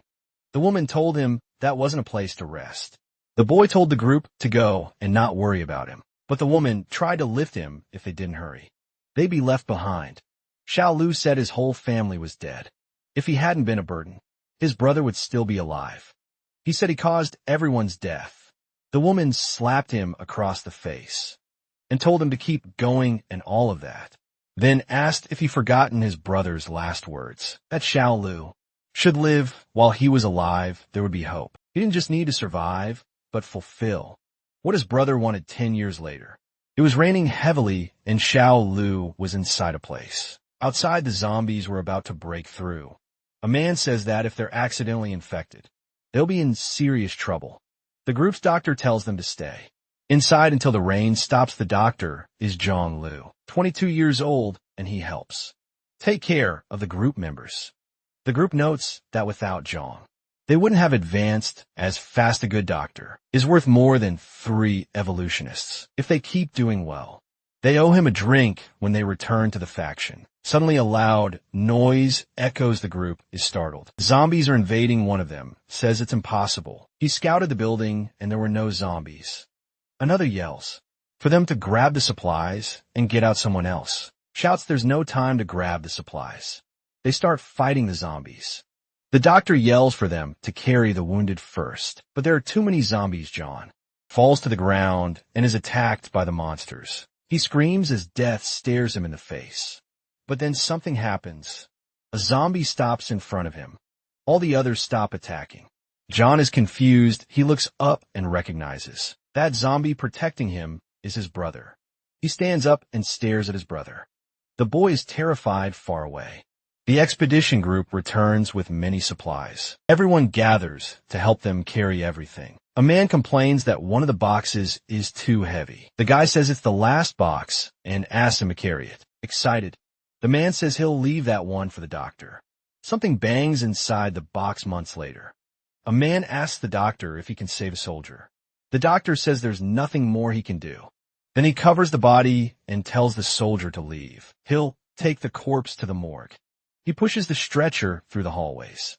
To a certain room, the doctor enters a place filled with bodies and says finally someone died that month. His brother must be starving. Even though many people die during the apocalypse, it's hard to find suitable bodies. The zombie emerges from the room and approaches the body. The creature smiles. The boy says he injected enough sedative into the man to let him sleep peacefully, then tells his brother to eat slowly. But the zombie eats violently as always. He devours everything. The next day, a man says he has a question for Zhang Lu. Some people say the bodies of his patients don't match up in some areas. So he asks to see the medical files. The boy gets nervous and says he may have gotten the dates wrong. Besides, he has too many patients to manage. The man agrees that's true. And in this chaos, it's impossible to keep everything perfect. Toby tells John to keep doing his work, and he'll take care of the issue. The doctor thanks the hospital director later. The doctor brings another body and says his brother's appetite has grown. If this keeps up, people will notice, but not to worry. He intends to find a solution. He tells the zombie to eat quickly. The creature is no longer human in form. Someone suddenly opens the door. The doctor is startled.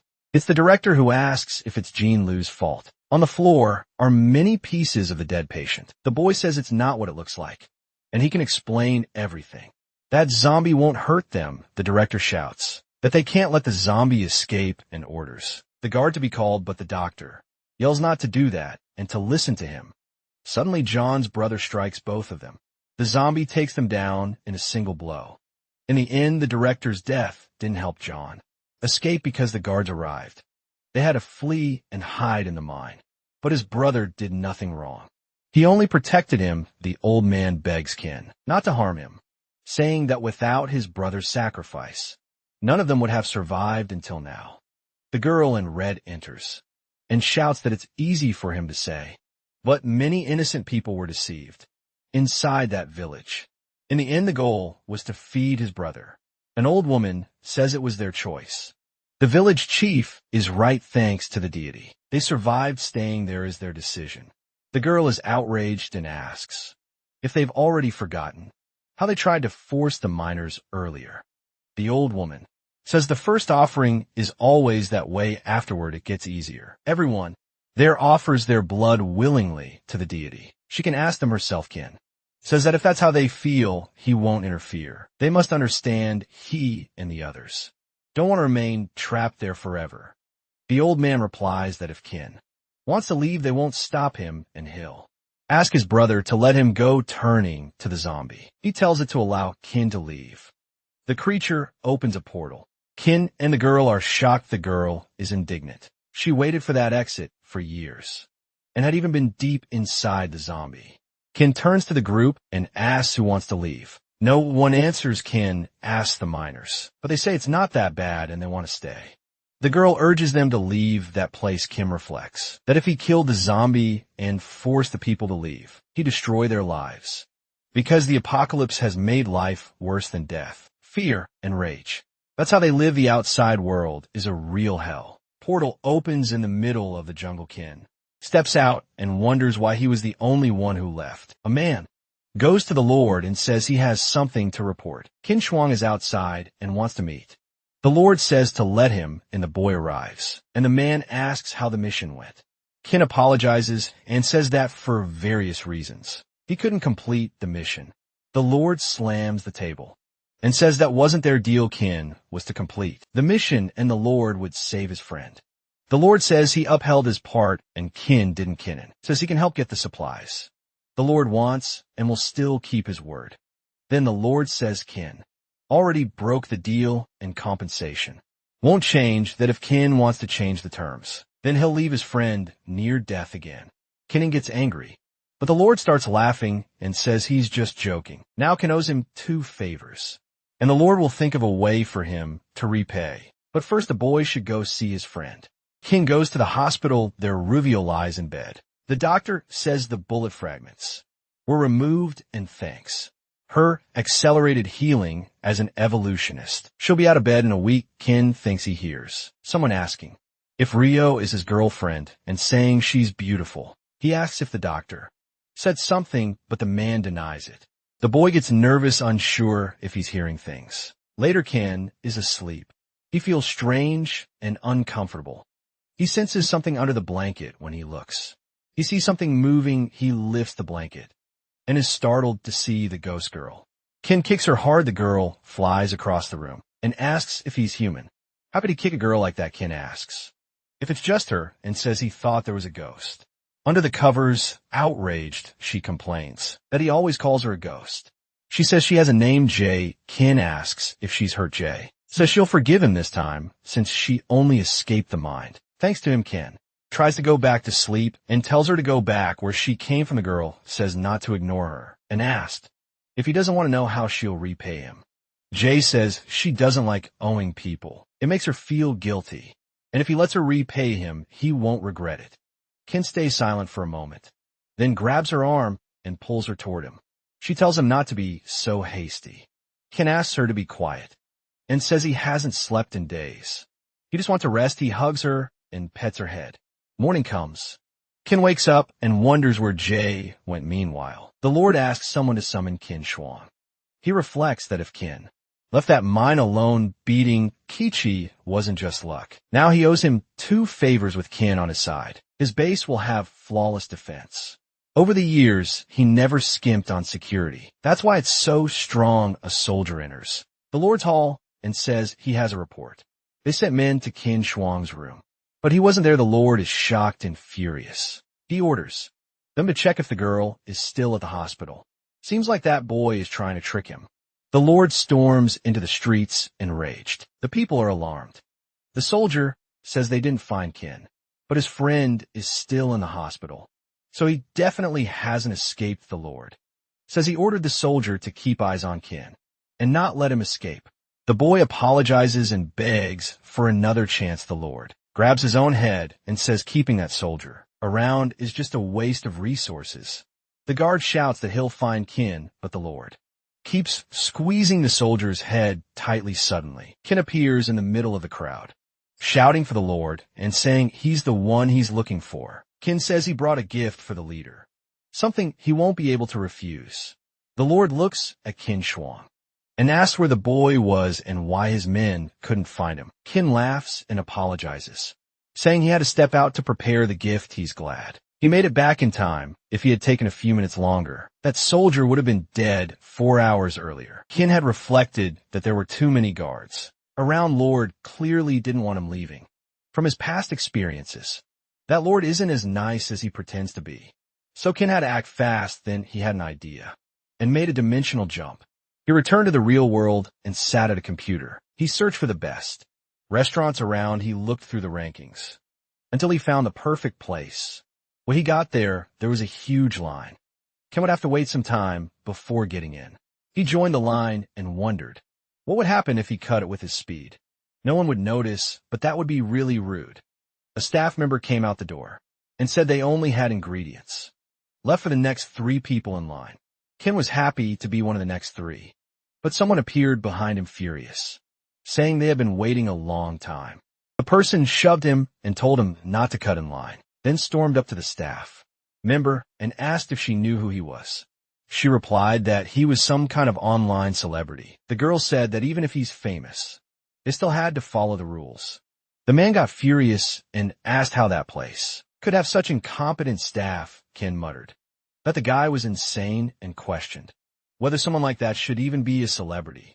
Then the staff member told Sin to go in and enjoy his lunch. But just before he entered, the man grabbed him by the shoulder. Kitten told him to let go, so the video ends here. If you don't want to miss the next part, activate the notification bell, and see you next time on Top's channel.